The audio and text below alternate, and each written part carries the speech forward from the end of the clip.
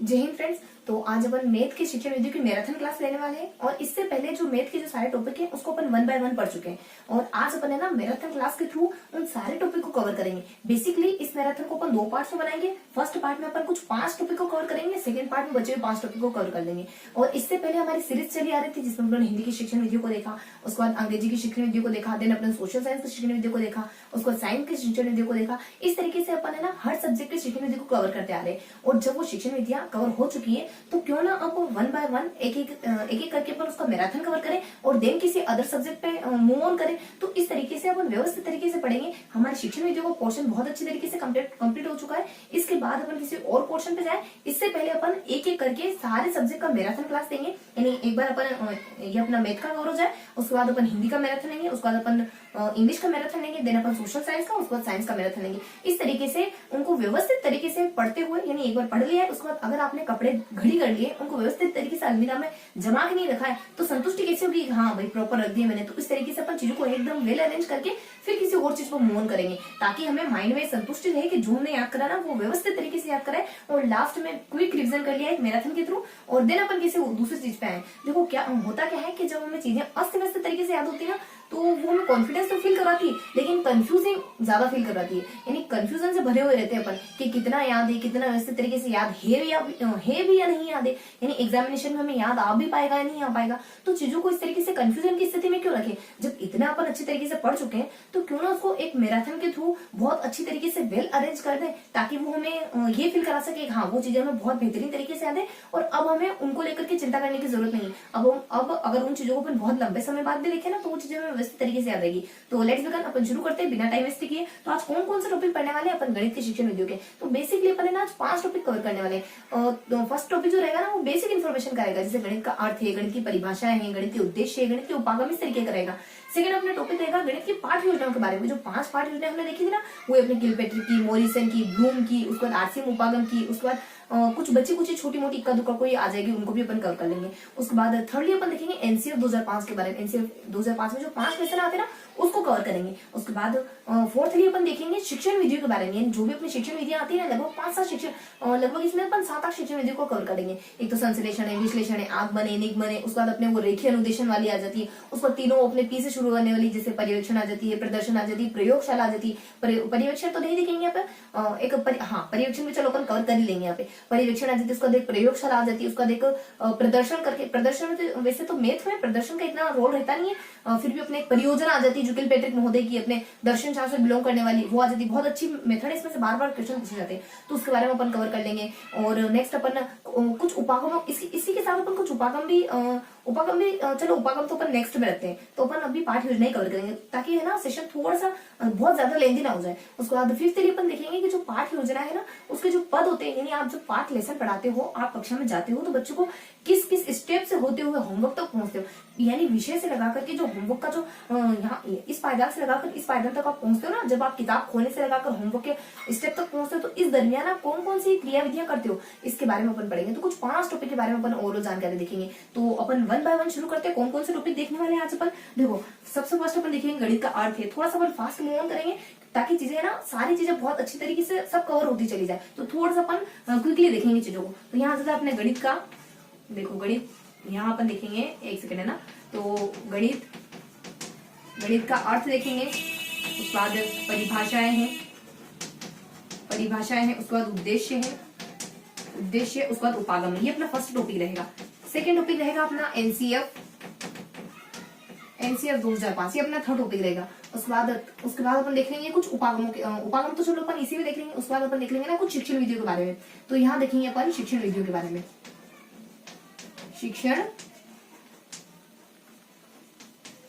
विधियों के बारे में अपन कवर कर लेंगे। और फिर अपन देख लेंगे ना, देखो अपने गणित का अर्थ परिभाषा हो जाएगा, उसका एनसीएफ हो जाएगा, उसका शिक्षण विधियां हो जाएगी और उसके बाद अपने कुछ 2 टॉपिक्स और हो जाएंगे जैसे कि अपनी पाठ योजना के पद हो जाएंगे, पाठ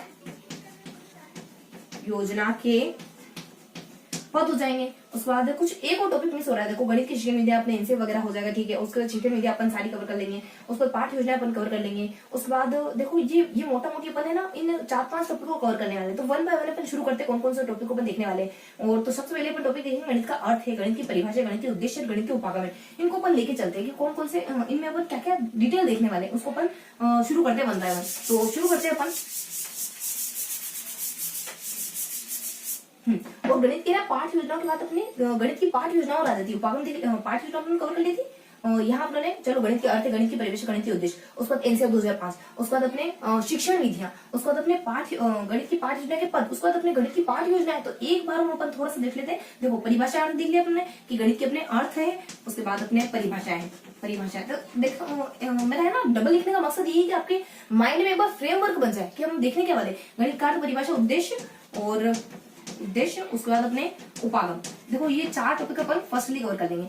और सेकेंडली अपन कवर करेंगे एनसीएफ 2005 के बारे में। उसके बाद अपन कवर करेंगे शिक्षण विधियों के बारे में, शिक्षण विधियों के बारे में। उसके बाद थोड़ा सा मोटा मोटी टॉपिक देखेंगे अपन उपागम के बाद अपने वो पाठ योजनाओं के बारे में, वही अपनी 5-7 पाठ योजना ब्लूम की उन सब की आती है वो। उसके बाद पाठ योजना के पद के बारे में, पाठ ये थोड़ा सा छोटा सा टॉपिक अपना आसानी से कवर हो जाएगा बहुत। पाठ योजना के पद, देखो पिछली बार देखो ये वाला पोर्शन मिस हो गया था, तो मैं नहीं चाह रही थी आपके दिमाग में कि ऐसा एक कंफ्यूजन क्रिएट होगी, ये कहां से पढ़ रहे हैं अपन। तो ये 5 टॉपिक देखेंगे मोटा मोटी पर। सबसे पहले अर्थ वगैरह, परिभाषा, उद्देश्य हो गया। उसके बाद एनसीईआरटी 2005 के बारे में सारी डिटेल देखेंगे। उसके बाद शिक्षण विधियों की जो भी अपनी 7-8 शिक्षण विधि आती है, उसके गुण है, दोष है, कोई अदर जानकर उसको सबको कवर करने वाले। उसके बाद पाठ योजना के बारे में पढ़ेंगे, जो अपने ब्लूम की, गिलबर्ट की, उसके बाद अपने मोरिसन की, इन सभी पाठ योजना, अपने एनसीईआरटी उपागम, उसके बाद अपने मूल्यांकन है, ये सब इसमें कवर करने वाले। उसके बाद अपने पाठ योजना के पद, कौन कौन से पाठ योजना के पद होते हैं, यानी आपकी कौन कौन से आप विषय चुनते हैं, उसके बाद अपने सामान्य उद्देश्य चुनते हैं, उसके बाद आप शिक्षण विधि को चुनते हो, उसके बाद आप प्रस्तुतिकरण करते, प्रस्तावना करते हो, उसके बाद प्रस्तुतिकरण करते हो, उसके बाद लास्ट में होमवर्क देते हो। तो इस तरीके जो पद आते हैं ना अपने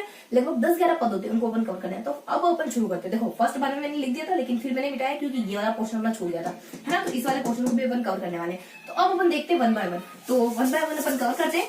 सबसे पहले अपन देखेंगे, सबसे पहले अपन कवर करेंगे गणित के अर्थ। देखो गणित का अर्थ है, उसके बाद अपनी परिभाषाएं हैं,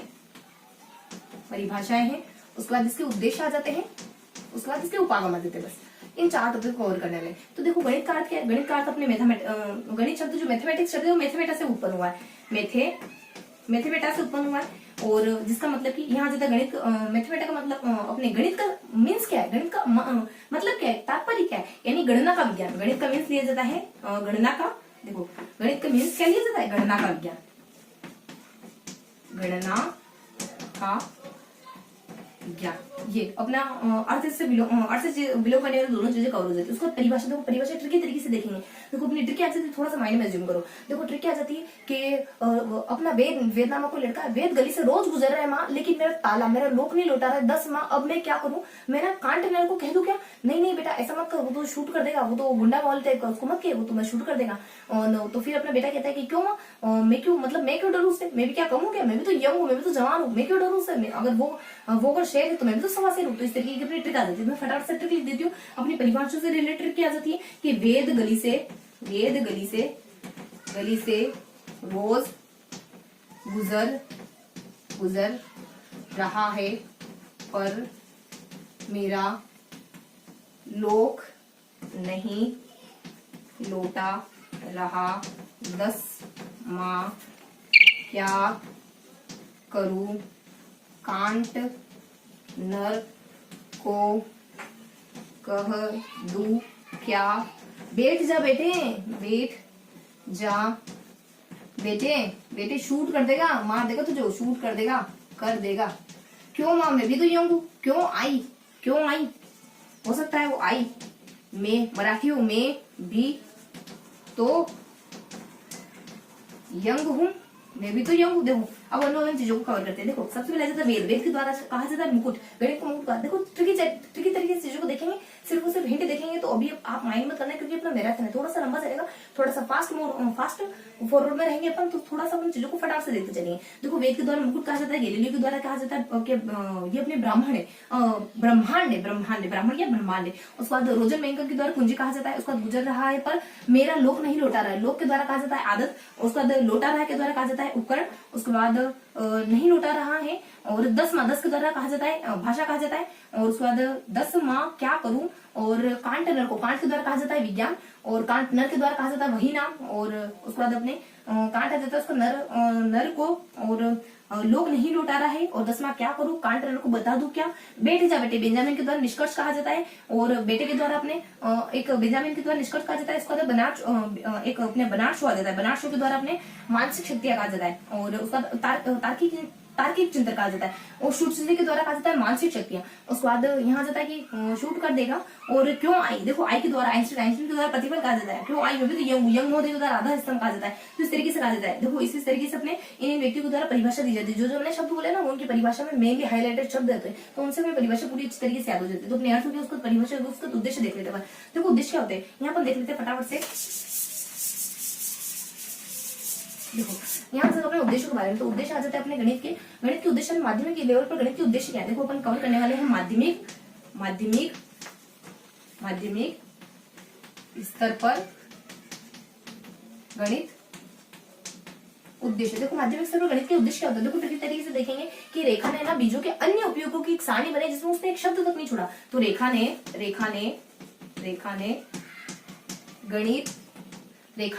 बीजों के अन्य उपयोगी, गणित नहीं बीजों के, तो रेखा ने बीजों के अन्य उपयोग की सारणी बनाई जिसमें उसने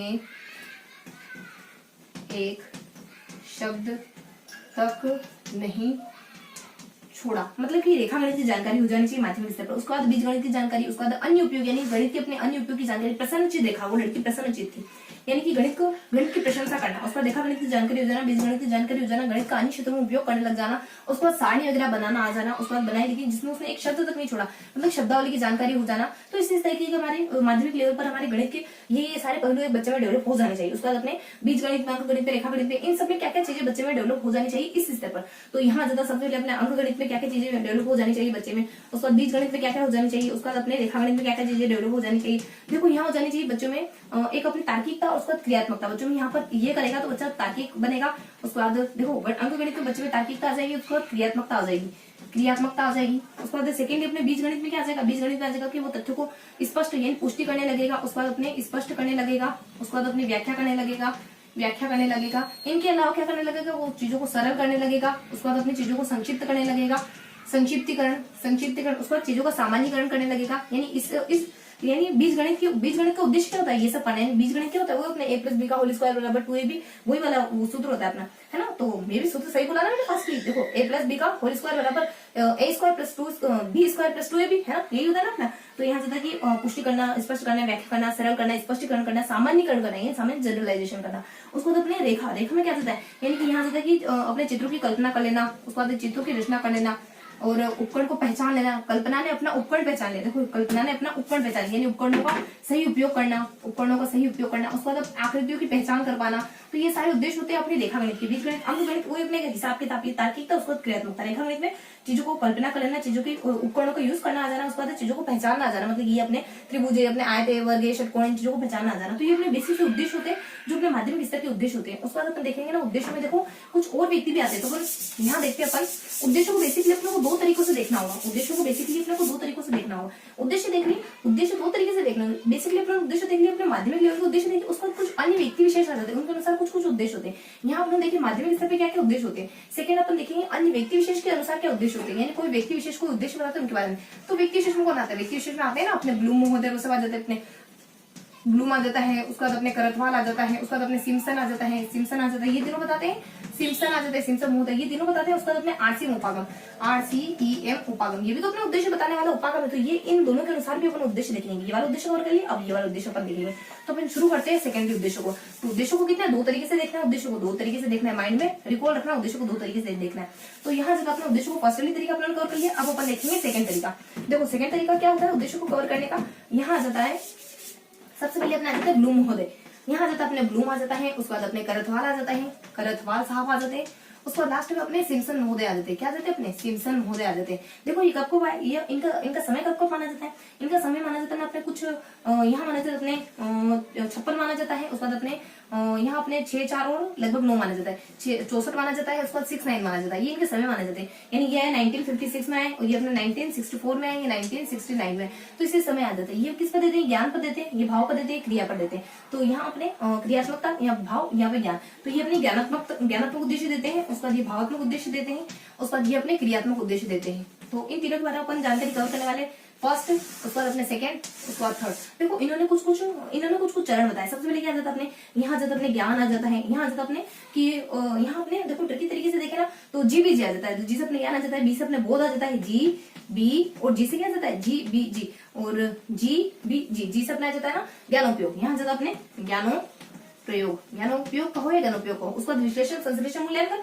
उसके बाद अपने विश्लेषण है, विश्लेषण, उसके बाद अपने संश्लेषण, उसके बाद अपने मूल्यांकन। ये तीनों आ जाते हैं। यानी ये पूरे अपने 6 पोर्शन माने जाते हैं। यहाँ पे क्या आ जाता है? यहाँ पे आ जाता है अपने पीपीपी और प्रवच आ जाता है। पी से यहाँ अपने ए और प्रवच आ जाती है। यहाँ पे क्या है? जी बी जी, और वो तीनों अपने तीनों आ जाते हैं। उसके बाद यहाँ क्या आ जाता है? यहाँ आ जाता है ए और प्रवच।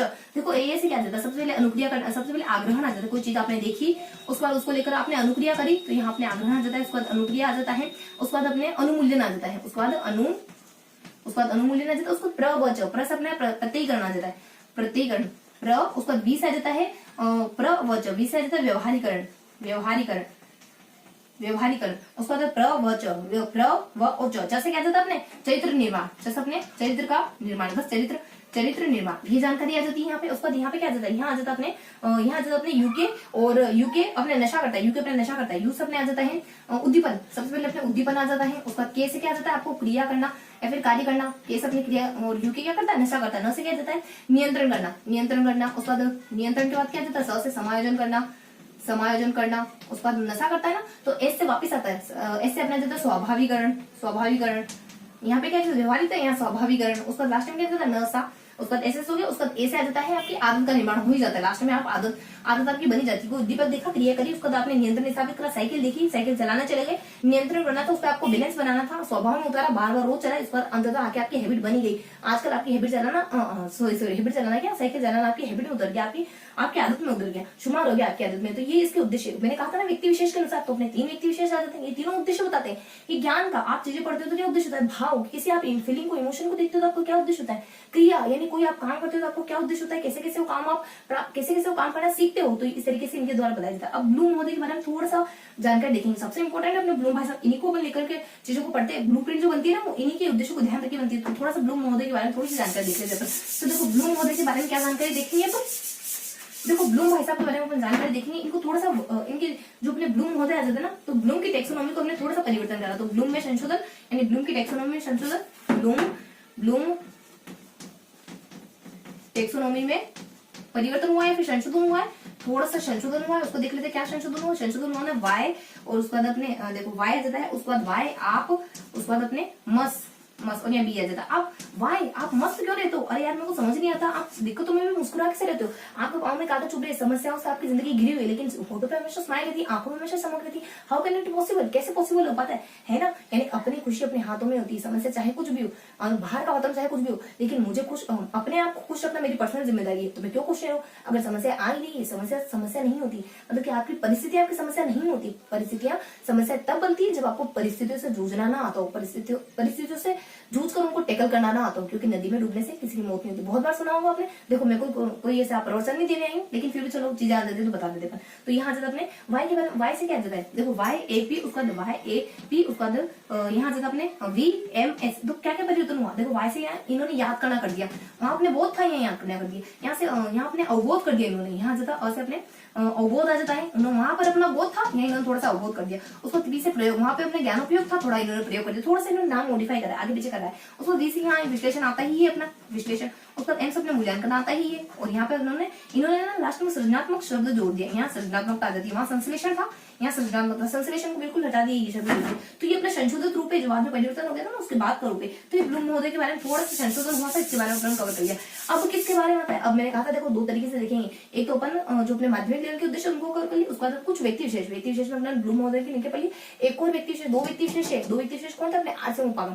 तो आरसीएम उपागम के अनुसार क्या उद्देश्य हो सकते हैं, आरसीईएम उपागम जो है अपना उसके अनुसार क्या उद्देश्य हो सकते हैं। तो आरसीएम उपागम के अनुसार उद्देश्य इसको कवर करने वाले अपन। देखो आरसीएम उपागम के अनुसार कुछ बेसिकली ना इसके चार उद्देश्य होते हैं।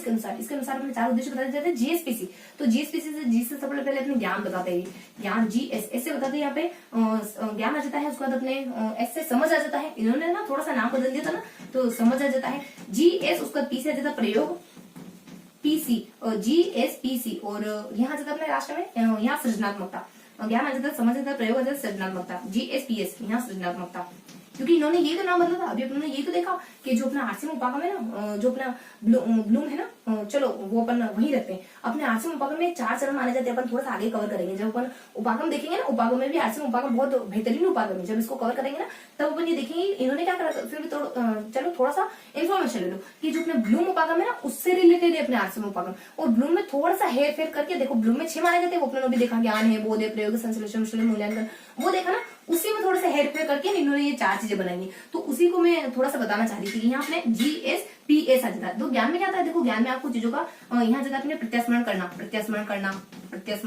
यहाँ जाता प्रत्या और स्मरण और प्रत्याभिज्ञान, प्रत्यास्मरण करना और प्रत्याभिज्ञान करना, चीजों को आपको याद करना है, मतलब चीजों को रिकॉर्ड करना है। उसको समझ में क्या आता है, समझ में आ जाता है कि व्याख्या करना आ जाता है, मान लो, उसके बाद अपने तुलना करना आ जाता है, उसके बाद अपने पुष्टि करना आ जाता है, उसके बाद अनुमान लगाना आ जाता है, उसके बाद अपने विश्लेषण करना आ जाता है, उसके बाद अपने विश्लेषण करना आ जाता है, इसमें विश्लेषण करना आ जाता है। तो ये सारी चीजें किस आती है, ये समझ में आती है आपकी चीजों की व्याख्या करना, चीजों की तुलना करना, चीजों की पुष्टि करना, अनुमान करना, विश्लेषण करना, विभेदीकरण करना, वर्गीकरण करना, ये सारी चीजें, विभेदीकरण करना, उसका वर्गीकरण करना, ये सारी चीजें किसके अंदर आती है, समझ के अंदर। जब आप चीजों को समझ जाते हो ना तो ये सारी चीजें करने के लायक बन जाती है। उसको प्रयोग में क्या आता है, प्रयोग में आ जाता है कि यहाँ से देखो प्रयोग के अंतर्गत क्या आता है, प्रयोग के अंदर कुछ जानकारी दी, जैसे कि अपने देखो ट्रिकी तरीके से अगर अपन देखें ना तो यहाँ आ जाता अपने जीव सीडी बाजार, इस तरीके से चीजों को जीव सीडी बाजार, तो अपने जी से जनरलाइजेशन यहाँ आ जाती है अपनी चीजें, जी से जनरलाइजेशन है और अपने जनरलाइजेशन है, सामान्यीकरण, ये सारी जीव सीडी बाजार तो अपनी सेकेंड ट्रिक थी जो मैंने बिना ट्रिक के ही बता दिया, कोई बात नहीं। पर यहाँ ट्रिकी तरीके से देखा ना तो जीव सीडी बाजार आता है, अगर यहाँ ट्रिक बताया ना तो जीव सीडी बाजार आ जाता है, जी से अपना जनरलाइजेशन आ जाता है, उसके बाद आई से अपने इंटरप्रिटेशन आ जाता है, उसके बाद वी से अपने ना वेरिफिकेशन आ जाता है, उसके बाद जीव, उसके बाद सी से अपने कंक्लूजन नहीं, सी से अपने देखो सी से थोड़ा समय से रखते हैं, उसके बाद जीव, सी और डी से क्या जाता है अपने डी से बताया जाता है इसमें डिस्क्रिमिनेशन आ जाता है, और बाजार रे से अपने ना रिलेशनशिप आ जाता है, उसके बाद अपने ई से क्या जाता है, ई से अपने एग्जाम्पल वगैरह आ जाता है। तो ये सारी चीजें आ जाती है इसमें जीव सीडी बाजार, तो यहाँ आ जाती है, समझ में ये सारी चीजें आती हैं। उसके बाद अपने प्रयोग आ जाता है, प्रयोग में क्या क्या जाता है, देखो प्रयोग में यहाँ आ जाता है कि अपने प्रयोग के अंदर क्या क्या चीजें आती है, प्रयोग में अंदर आ जाती है चपर, क्या था चपर आ जाता है, सी से अपने क्या जाता है निष्कर्ष, सी से अपने कंक्लूजन, निष्कर्ष आ जाता है। उसके बाद पी से क्या जाता है, पी से अपने हाइपोथेसिस, चपर आ जाता है, तो चपर से पी से अपने देखो पी से अपने प्रेडिक्ट करना, पूर्व कथन आ जाता है, पी से प्रेडिक्ट यानी पूर्व कथन, उसके बाद अपने चपर, और एच देखो मैंने ना सी के लिए अपने सी एच ये चपर, उसके बाद एच के लिए क्या जाता है हाइपोथेसिस, यानी कि अपने परिकल्पना का निर्माण करना, परिकल्पना की स्थापना करना, परिकल्पना का निर्माण और परिकल्पना की स्थापना दोनों आ जाता है। आर से क्या जाता है, आर से जाता है अपने रीजन, यानी अपने कारण वगैरह बताना चीजों का, तो रीजन यानी कि चीजों का कारण वगैरह बताना, यहाँ जाता है अपने कारण, चीजों का कारण वगैरह बताना। तो ये सब आ जाता है इसमें चपर वाले ट्रिक से। उसको सृजनात्मकता में क्या था, कोई अपने तीनों चीजें जोड़ करके ये बना दिया गया। सृजनात्मकता में हमने जो ब्लूम के महोदय की जो लास्ट की 3 चीजें ना, संश्लेषण है, विश्लेषण है, मूल्यांकन है, उन तीनों को मिलाकर के ये पद बनाए, ये अपन देखेंगे जब उपागम पढ़ेंगे ना, इस वाला आ जाता है, उसका प्लस विश्लेषण आ जाता है, प्लस अपने मूल्यांकन, इन तीनों चीजों को जोड़ दिया, इन तीनों चीजों को जोड़ दिया। देखो मैंने क्या कहा था कि ये समझ में एक ट्रिक आती है, वो ट्रिक मैं लिख ही देती हूँ। चलो तो यहाँ मैं ट्रिक लिख देती हूँ, उसकी थोड़ा सा ये रफ कर देती हूँ, ट्रिक लिख देती हूँ मैं। तो ट्रिक क्या जाती है अपने जीव सीडी बजा, जीव सीडी, फिर अपने बजा तो अपने हिंदी में रहा है, बजा उसका द्वित, किस तरीके से, जिस अपने जनरलाइजेशन यानी सामान्यीकरण, आई से अपने इंटरप्रिटेशन, उसका अपने वी से देखो इंटरप्रिटेशन को क्या कहते हैं, जिस जनरलाइजेशन इंटरप्रिटेशन करना, अर्थापन करना, अर्थापन करना आ जाता है ना। और उसके बाद अपने वी से अपने वेरिफिकेशन आ जाता है, मतलब पुष्टि करना। उसके बाद सी से अपने क्लासिफिकेशन डिवाइडेशन। उसके बाद डी से अपने डिस्क्रिमिनेशन, डी से अपने मतलब ये विभेदीकरण या वर्गीकरण से बिलोंग कर रहा है ये डिस्क्रिमिनेशन। उसके बाद अपने आर से चीजों में संबंध बताना, इसे चीजों को उदाहरण देना, एग्जाम्पल देना, इस तरीके की चीजें आ जाती है यहाँ पे। तो मैंने ट्रिक लिख दी। तो ये अपने आ जाता ना, इसके उद्देश्य अपने आर से उपागम के अनुसार इसके उद्देश्य कंप्लीट हो गए। अब अपन आएंगे अगले सेशन पर। अब आएंगे अपन उपागम के सेशन पर। देखो मैंने कहा था ना उपागम को हम कवर करने वाले, तो उपागम के सेशन पर आ जाते हैं फटाफट से। कौन कौन से उपागम देखने वाले, देखो थोड़ा सा रफ सही से नहीं हो पा रहा है तो इससे रफ कर देते हैं। तो अब आते हैं उपागम के क्वेश्चन। उपागम हम बेसिकली देखेंगे ना, 3 व्यक्तियों को उपागम देखेंगे। कौन सा, अपन मिलर देख लेंगे, उसके बाद मेगर देख लेंगे, उसके बाद आरसीएम उपागम देख लेंगे। तो उपागम कौन कौन से देखने वाले अपन, एक तो मिलर का उपागम देखने वाले हैं, प्लस अपन मिलर है, थोड़ा सा फास्ट देखेंगे अपन, मिलर को देखेंगे, उसके बाद अपन मेगर को देखेंगे, आरसीएम को, मिलर, मेगर और आरसीएम, इन तीनों को अपन कवर करेंगे। देखो मिलर कब आया 1962 में, ये कब आया 1962 में। उसके बाद ये किससे संबंधित माना जाता है, ये ब्लूम से। उसके बाद ये भी किससे संबंधित, अपने ये वाला तो अपने ये ब्लूम से इंस्पायर है, मतलब कि ये ब्लूम से इंस्पायर हुआ है। उसके बाद यहाँ आ जाता है, ये भी अपने ब्लूम से इंस्पायर है। देखो जो जो जानकारी इसमें तीनों में आ रही है ना वो देख लेते हैं। सबसे पहले ये ज्ञान है, ज्ञान प्लस भाव, इन दोनों का मिला जुला रूप है। ये तो अपने क्रिया का रूप है, क्रिया। उसके बाद लास्ट वाला अपने ज्ञान, भाव प्लस क्रिया, इन तीनों का मिश्रण माना जाता है लास्ट वाला अपना। और मोटा मोटी जानकारी क्या जाती है, वैसे अपन ना आरसीएम उपागम को अलग से देखें तो ज्यादा बेहतर होगा। चलो अपन इसको रफ कर देते हैं, आरसीएम उपागम को इसको अपन थोड़ा सा सेपरेट ले लेते हैं, क्योंकि ये थोड़ा सा बड़ा उपागम है ना, तो थोड़ा सा कंफ्यूजन क्रिएट ना। इन दोनों को देख लेते हैं। ये 1962 में 1962 में ब्लूम से इंस्पायर है, ये अपना ब्लूम से इंस्पायर नहीं, और मेगर वाला अपना ब्लूम से इंस्पायर नहीं। उसके बाद ये ज्ञान और भाव दोनों पर आ जाती है, सिर्फ अपने क्रियात्मकता पर आ देते हैं। वो अपने 3 उद्देश्य होता है ना पढ़ने लिखने के, वो तो थोड़ी सी हल्की हल्की जानकारी देते हैं मिलर के बारे में, मेगर के उपागम के बारे में, दोनों के उपागम के बारे में। अब अपन देख लेते हैं आरसीएम उपागम के बारे में। यहाँ अपन देख लेते हैं RCEF उपागम के बारे में। देखो सबसे पहले इसके बारे में जानकारी क्या आ जाती है, ये अपने तीनों पर आ जाती है। ये अपने ज्ञान आ जाता है, उसके बाद आपके भाव आ जाता है, उसके बाद आपका बोध आ जाता है। ज्ञान है, भाव, उसके बाद क्रिया, इन तीनों पर आधारित माना जाता है। और इन तीनों पर आधारित मेलर मेगर का दोनों का योग है, पहला पॉइंट। उसके बाद अपने यहाँ जाता है कि मेलर है, मेलर आ जाता है प्लस अपने मेगर आ जाता है। इन दोनों का ये मिश्रण रूप माना जाता है। उसके बाद है ना ये ना ब्लूम से इंस्पायर है, ये भी अपने क्या है, ब्लूम से इंस्पायर है, ब्लूम की टेक्सोनॉमी से इंस्पायर है। ब्लूम से इंस्पायर इसमें क्या जाता है कि यहाँ दूसरी बात ये जाती है कि ब्लूम का जो बोध होता है ना उसको इसने समझ कर दिया। जो ब्लूम का दूसरे नंबर का जो बोध वाला वक्त ना, ज्ञान बोध प्रयोग, तो उसने इसको समझ कर दिया। तीसरा ये आ जाता है, देखो अपने को थोड़ा सा ब्लूम में चलो वो तो अपन ब्लूम जब अपन उपागम देखेंगे ना, मेलर है, मेगर है, आरसीएम है, उसके बाद अपना ब्लूम का उपागम है। मेनली तो अपन ब्लूम देखेंगे अपन, वो तो अपने परियोजनाओं देखेंगे, वो जो अपने आएगी ना ब्लूम की अपने पाठ योजना है, वहां पे अपन कवर करेंगे। थोड़ी सी इन्फॉर्मेशन में मायने में आ रही थी, लेकिन वो अपन वहां कवर करेंगे। हाँ, तो यहाँ अपने आरसीएम उपागम करें क्या, जो दूसरा जो नाम था ना बोध, उसको यहाँ पे समझ कर दिया। और यहाँ पे ना उन तीनों को जोड़ दिया जो ब्लूम के अपने लास्ट में आ जाते हैं ना, ब्लूम के जो अपने संश्लेषण, विश्लेषण, मूल्यांकन, उन तीनों को जोड़ करके यहाँ ना सृजनात्मक का नाम दे दिया है, सृजनात्मक का नाम दे दिया। उसके बाद अपने वहां पे कितने 6 माने जाते हैं ब्लूम में, यहाँ पे कितने माने जाते हैं 4, यहाँ 4 पद माने जाते हैं, ब्लूम में 6 माने जाते हैं। तो ये बेसिकली इन्फॉर्मेशन आ जाती है इसके बारे में।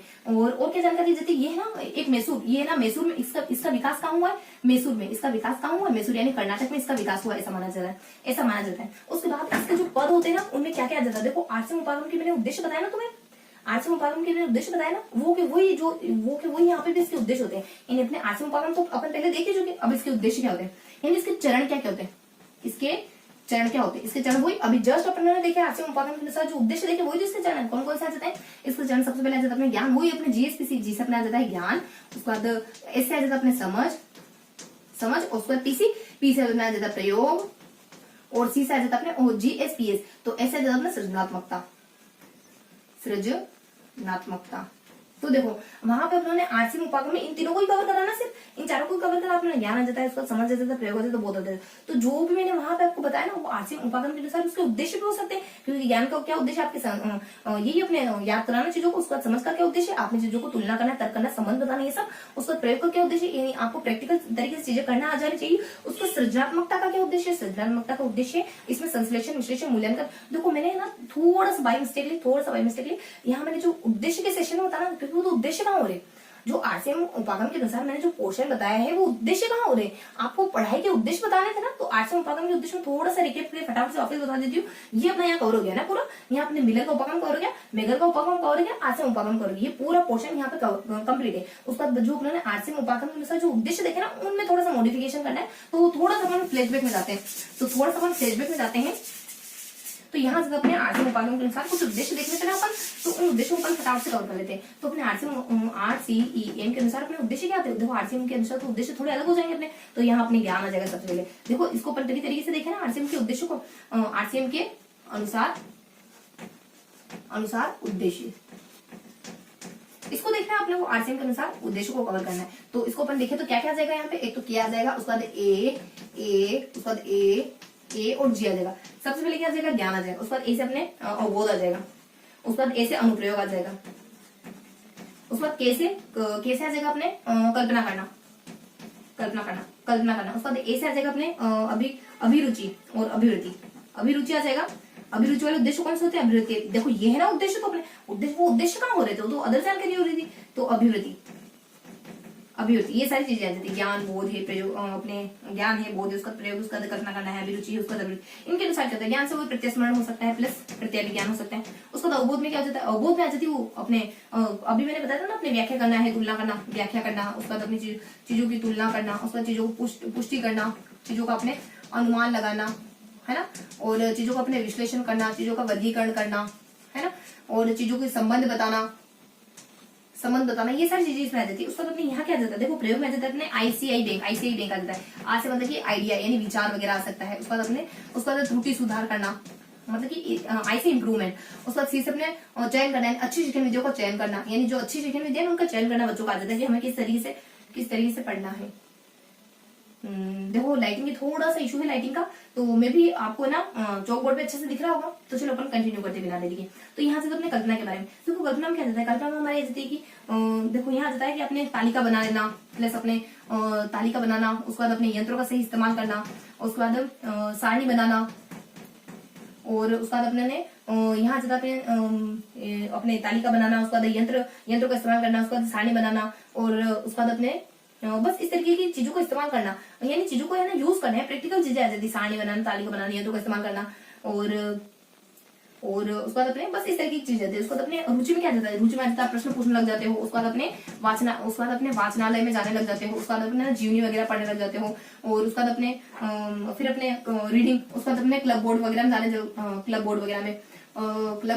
जाने लग जाते हो। इस तरीके की जानकारी आ जाती है इसमें। उसके बाद अपने अभिवृत्ति में क्या जाता है, अभिवृत्ति में आ जाता है आपकी आदतों में सुधार हो जाता है। उसके बाद आप है ना असफलता से घबराते नहीं हो, अगर गणित में एक सवाल नहीं होता टेंशन लेके नहीं बैठ जाते हो। उसके बाद है ना आप में एक वैज्ञानिक रुचि का विकास हो जाता है, वैज्ञानिक दृष्टिकोण का विकास हो जाता है। उसके बाद आप समस्या से घबराने लगते, कठिनाई को टैकल करने लग जाते, इस तरीके की चीजें इसमें आती है अभिवृत्ति में। तो ये अपने था आठवें उपागम, जो थोड़ा सा अपन पहले कवर कर चुके हैं।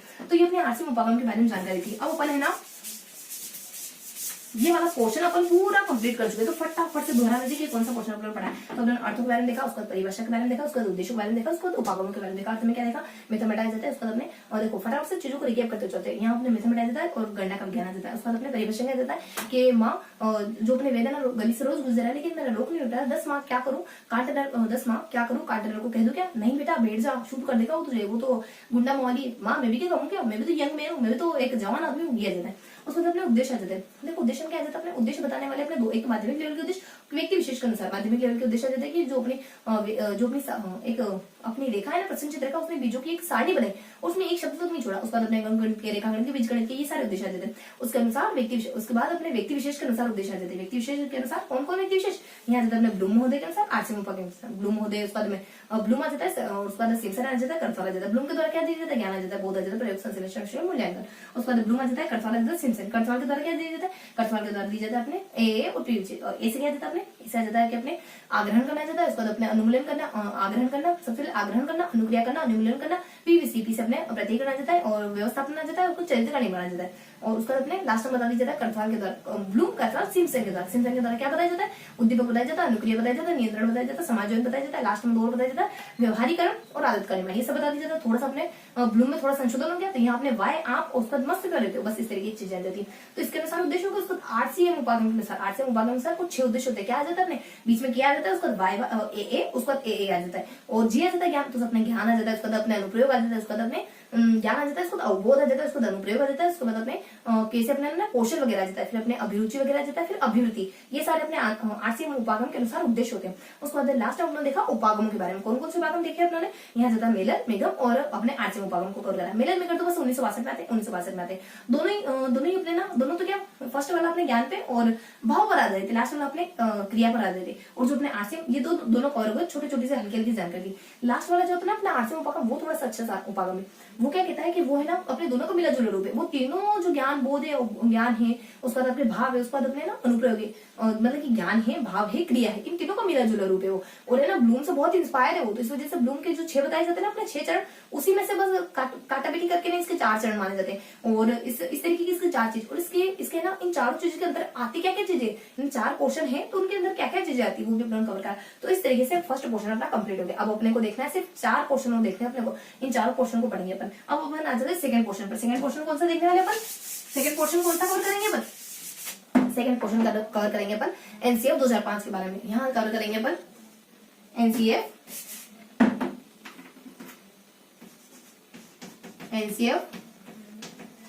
2005 के बारे में। देखो एनसीएफ 2005 क्या है? एनसीएफ 2005 नेशनल करिकुलम फ्रेमवर्क, यानी पूरी पाठ्यपुस्तक का एक फ्रेमवर्क है, एक ढांचा है जो बताता है कि सिलेबस कैसा होना चाहिए। इसमें बेसिकली कितने 5 लेसन माने जाते हैं। इसमें कैसे 5 लेसन माने जाते हैं, यानी पढ़ी है ना, और पढ़ी पढ़ने के लिए स्कूल में आती है, क्लास में आती है, लेकिन फिर भी कोई बदलाव नहीं होता है, कोई सुधार नहीं होता है। और बस इस तरीके की ट्रिक आ जाती है, जिसको पहले अपने परिप्रेक्ष्य आ जाता है, उसके बाद अपने स्कूल का वातावरण आ जाता है, सेकेंडली अपने उसके बाद अपने कक्षा का वातावरण आ जाता है, थर्डली जो अपने थर्ड पोर्शन।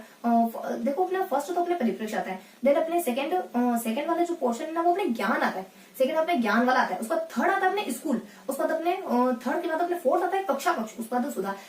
परी है ना ज्ञान प्राप्ति करने के लिए स्कूल में आती है, कक्षा में बैठती है, लेकिन कोई बदलाव नहीं हो, कोई सुधार नहीं हो, तो अपने परिप्रेक्ष्य आ जाता है, उसका ज्ञान आ जाता है, उसका स्कूल आ जाता है, कक्षा आ जाती है, लास्ट में आपके सुधार आ जाता है। तो ये 5 लेसन माने जाते हैं। इन 5 लेसन के भीतर है ना कुछ फिक्स जानकारी है। देखो सबसे पहले वाले लेसन में कितनी जानकारी देती है लगभग, है ना फर्स्ट वाले पोर्शन में अपन 3 चीजों के, पहले लेसन में तीन पॉइंट आते हैं, मतलब कि पहले जो लेसन है ना उसमें 3 बातों का जिक्र होता है, 3 पॉइंट आते हैं। उसके बाद सेकंड लेसन में आते हैं लगभग अपने 6 तो क्या 11 पॉइंट आते हैं। उसके बाद अपने फर्स्ट लेसन में 3 पॉइंट आ गए, सेकंड लेसन में अपने 11 पॉइंट आ जाते हैं, थर्ड लेसन में अपने आ जाते हैं 24 पॉइंट। उसके बाद अपने फोर्थ में और फिफ्थ में आ जाते हैं अपने 6 और 9 पॉइंट। देखो 3 3 2 6 3 3 9, 3 3 2 6 3 3 9। उसके बाद बीच में क्या जाता है? बीच में अपने 11 आ जाता है। उसके बाद अपने 11 दूनी 22 की जगह 11 दूनी 24 हो जाता है। तो अपने first second third lesson, fourth lesson, fifth lesson, इस तरीके से अपने 5 लेसन में कुछ इतनी संख्या में पॉइंट है। इन सारे पॉइंट को अपने को कवर करना है, बहुत अच्छे तरीके से कवर करेंगे। तो फटाफट से शुरू करते हैं। इसके 5 लेसन माने जाते हैं। कौन कौन से माने जाते हैं? सबसे पहले इसके 5 लेसन को देख लेते हैं, यानी इसके जो पार्ट होते हैं कितने माने जाते हैं? 5।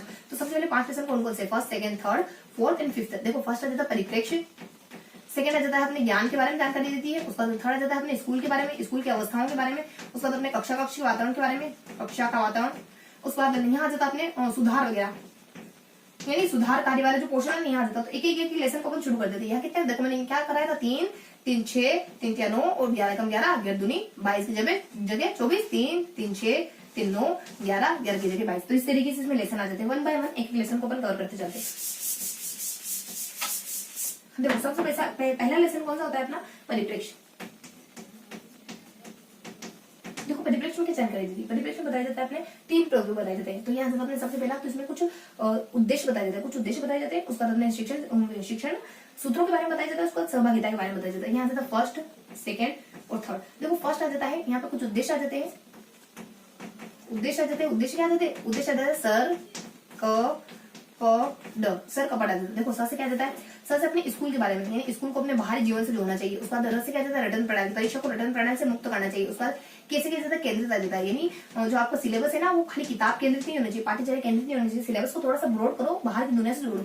उसको पी से क्या जाता है? पी से परीक्षा को भी थोड़ा लचीला बनाओ। उसके बाद अपने सर क ब ड। डी से आ जाता है अपने देश, यानी देश के प्रति आपको सम्मान की भावना बच्चे में पैदा करो। तो ये सारे उद्देश्य आ जाते हैं अपने इसके। उसका सेकंड में क्या आ जाता है? कुछ शिक्षण सूत्रों को फॉलो करो, जैसे स्थानीय से शैक्षिक है, स्कूल से सूक्ष्म है, इन चीजों को कवर करो। उसके बाद यहाँ जाता है ना सहभागिता, यानी बच्चों में सहभागिता का वैल्यू वर्चू स्थापित करना सबसे बड़ा है ना गोल है, सबसे बड़ा एम है अपने सामने के बच्चों में ना अपने एक सहभागिता की, अपने जो संविधान है उसको लेकर के एक डेडिकेशन की भावना सभी बच्चों में पैदा करना। तो ये अपने थर्ड पॉइंट है। तीनों पॉइंट आ जाते हैं फर्स्ट लेसन में।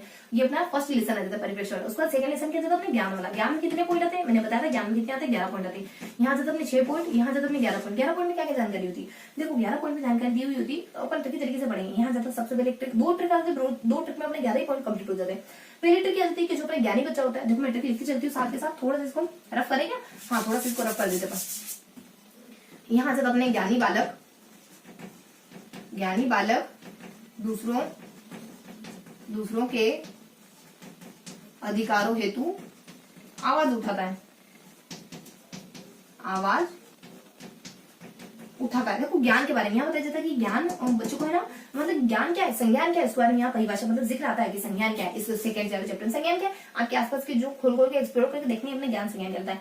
बालक का है यहाँ अपने शिक्षा को मतलब कि यहाँ मतलब कि बालक के बारे में बताते हैं कुछ, के ना एक बच्चों को है ना, बच्चों को आपको शिक्षा को मतलब कि बाल केंद्रित बनाओ, चाइल्ड सेंटर बनाओ। उसके बाद दूसरों के बारे में मतलब कि बच्चा है ना दूसरों से भी बहुत कुछ सीखता है। उसके बाद अधिकार यानी कि एक टीचर के शब्दों को ना आधिकारिक तरीके से मानो, मतलब टीचर को थोड़ा सा फॉलो करो। ऐसा देखो यहाँ ऐसा दिया हुआ है स्पष्ट कि टीचर के शब्दों को आधिकारिक रूप से मानना है, लेकिन इसका मीन्स नेगेटिव नहीं है, इसका मीन्स है ना पॉजिटिवली, मतलब टीचर को आप एज ए सहायक की तरह इस्तेमाल करो तो वेरी गुड है। टीचर को आपको तानाशाह की तरह बनना भी नहीं है, और तानाशाह की तरह अगर टीचर बने तो बच्चों को फॉलो करना भी नहीं। उसके बाद आवाज यानी कि बच्चों को सवाल उठाने चाहिए, अपनी आवाज को खुद उठाना चाहिए, कक्षा में उठाना चाहिए। तो ये 5 जानकारी हो गई। देखो अपने को कितनी 11 देखनी, 5 हो गई, 1 2 3 4 5। उसको एक और ट्रिक आ जाती है अपनी कि अगर आप है ना पाठ्यचर्या के साथ साथ, देखो ट्रिक लिख देती हूँ, पाठ्यचर्या के साथ साथ पाठ्यचर्या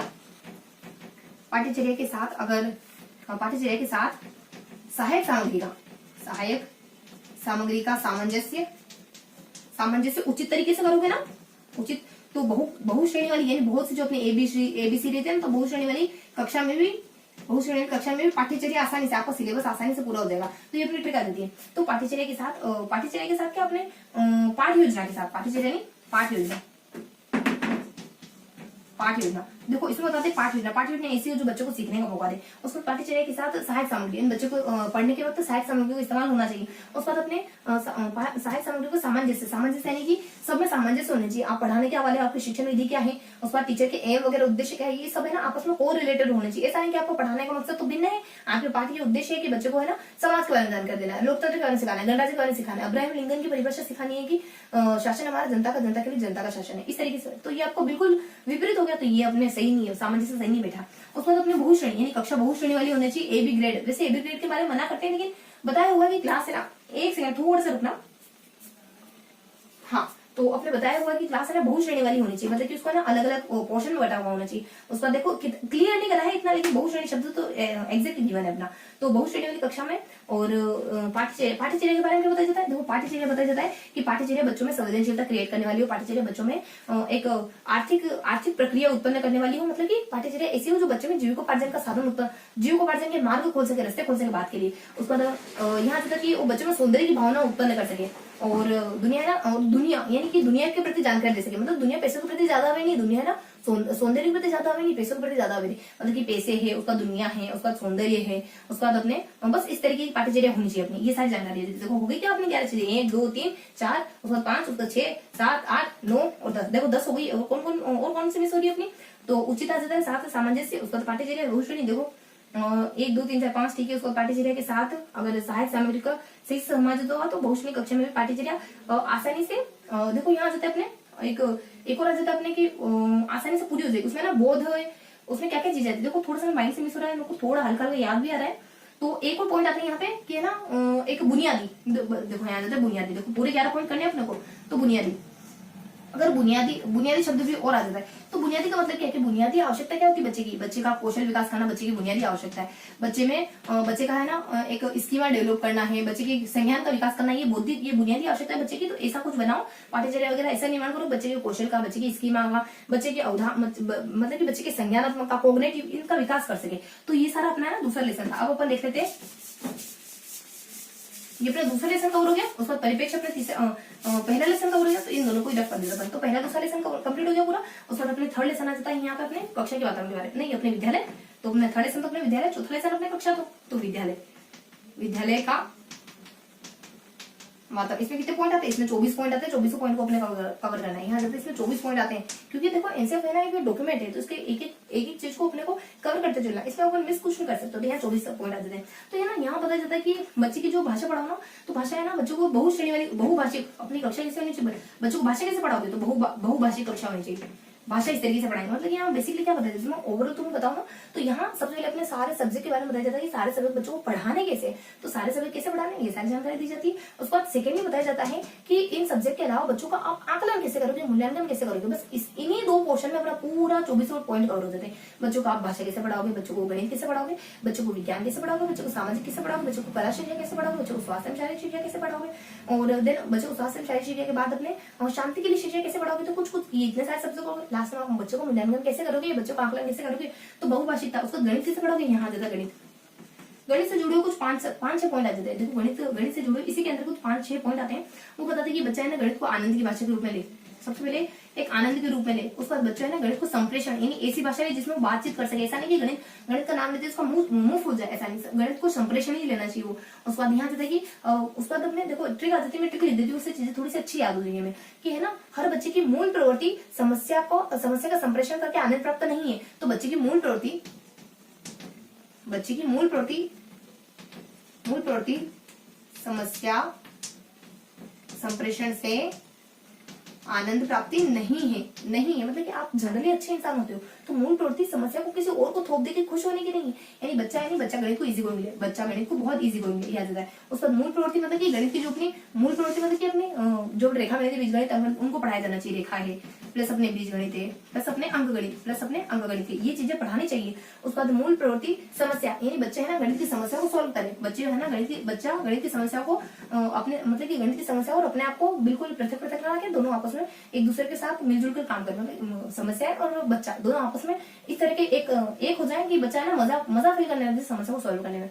यहाँ जाता है कि अपने और जाता है और समस्या के बच्चे की मूल प्रवृत्ति समस्याओं के संप्रेषण से आनंद प्राप्ति की नहीं, संप्रेषण तो अपन पहले ही देख चुके, संप्रेषण यानी संप्रेषण, उसका अपने आनंद आ जाता है, बच्चा गणित को आनंद की तरह ले। तो कुछ गणित से जुड़े हुए पता जाता है, बच्चे की मूल प्रवृत्ति समस्या का संप्रेषण करके खुश होने की नहीं है, तो अपने बच्चा उस मूल प्रवृत्ति समस्या उसका संप्रेषण और आनंद प्राप्ति, ये 5 पॉइंट अपने कवर हो जाते हैं गणित के अंदर।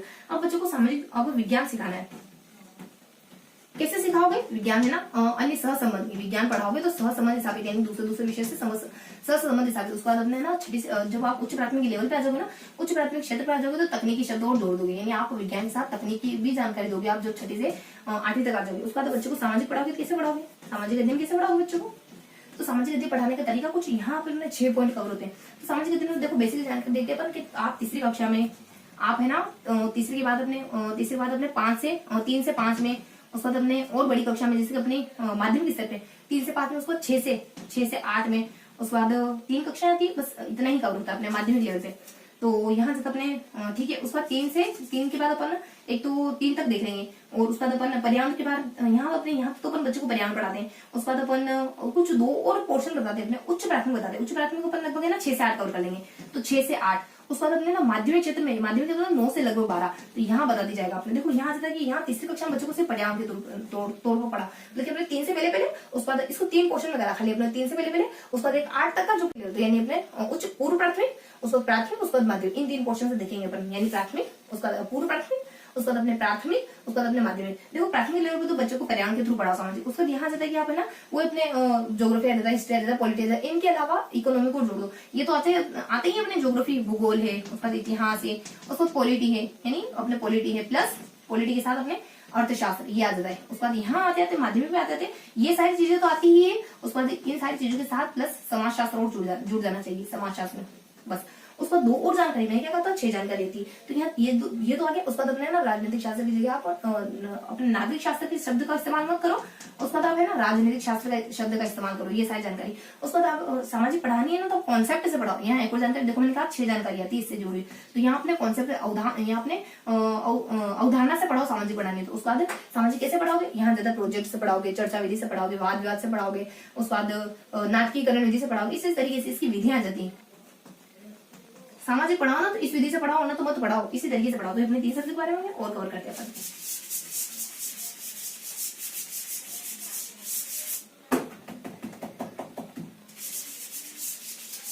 अब पढ़ाओगे आपने यहाँ तो पढ़ा अब आपको है ना कला शिक्षा पढ़ानी। अब आपको बहुभाषिकता को क्लियर कर लेते हैं अपन।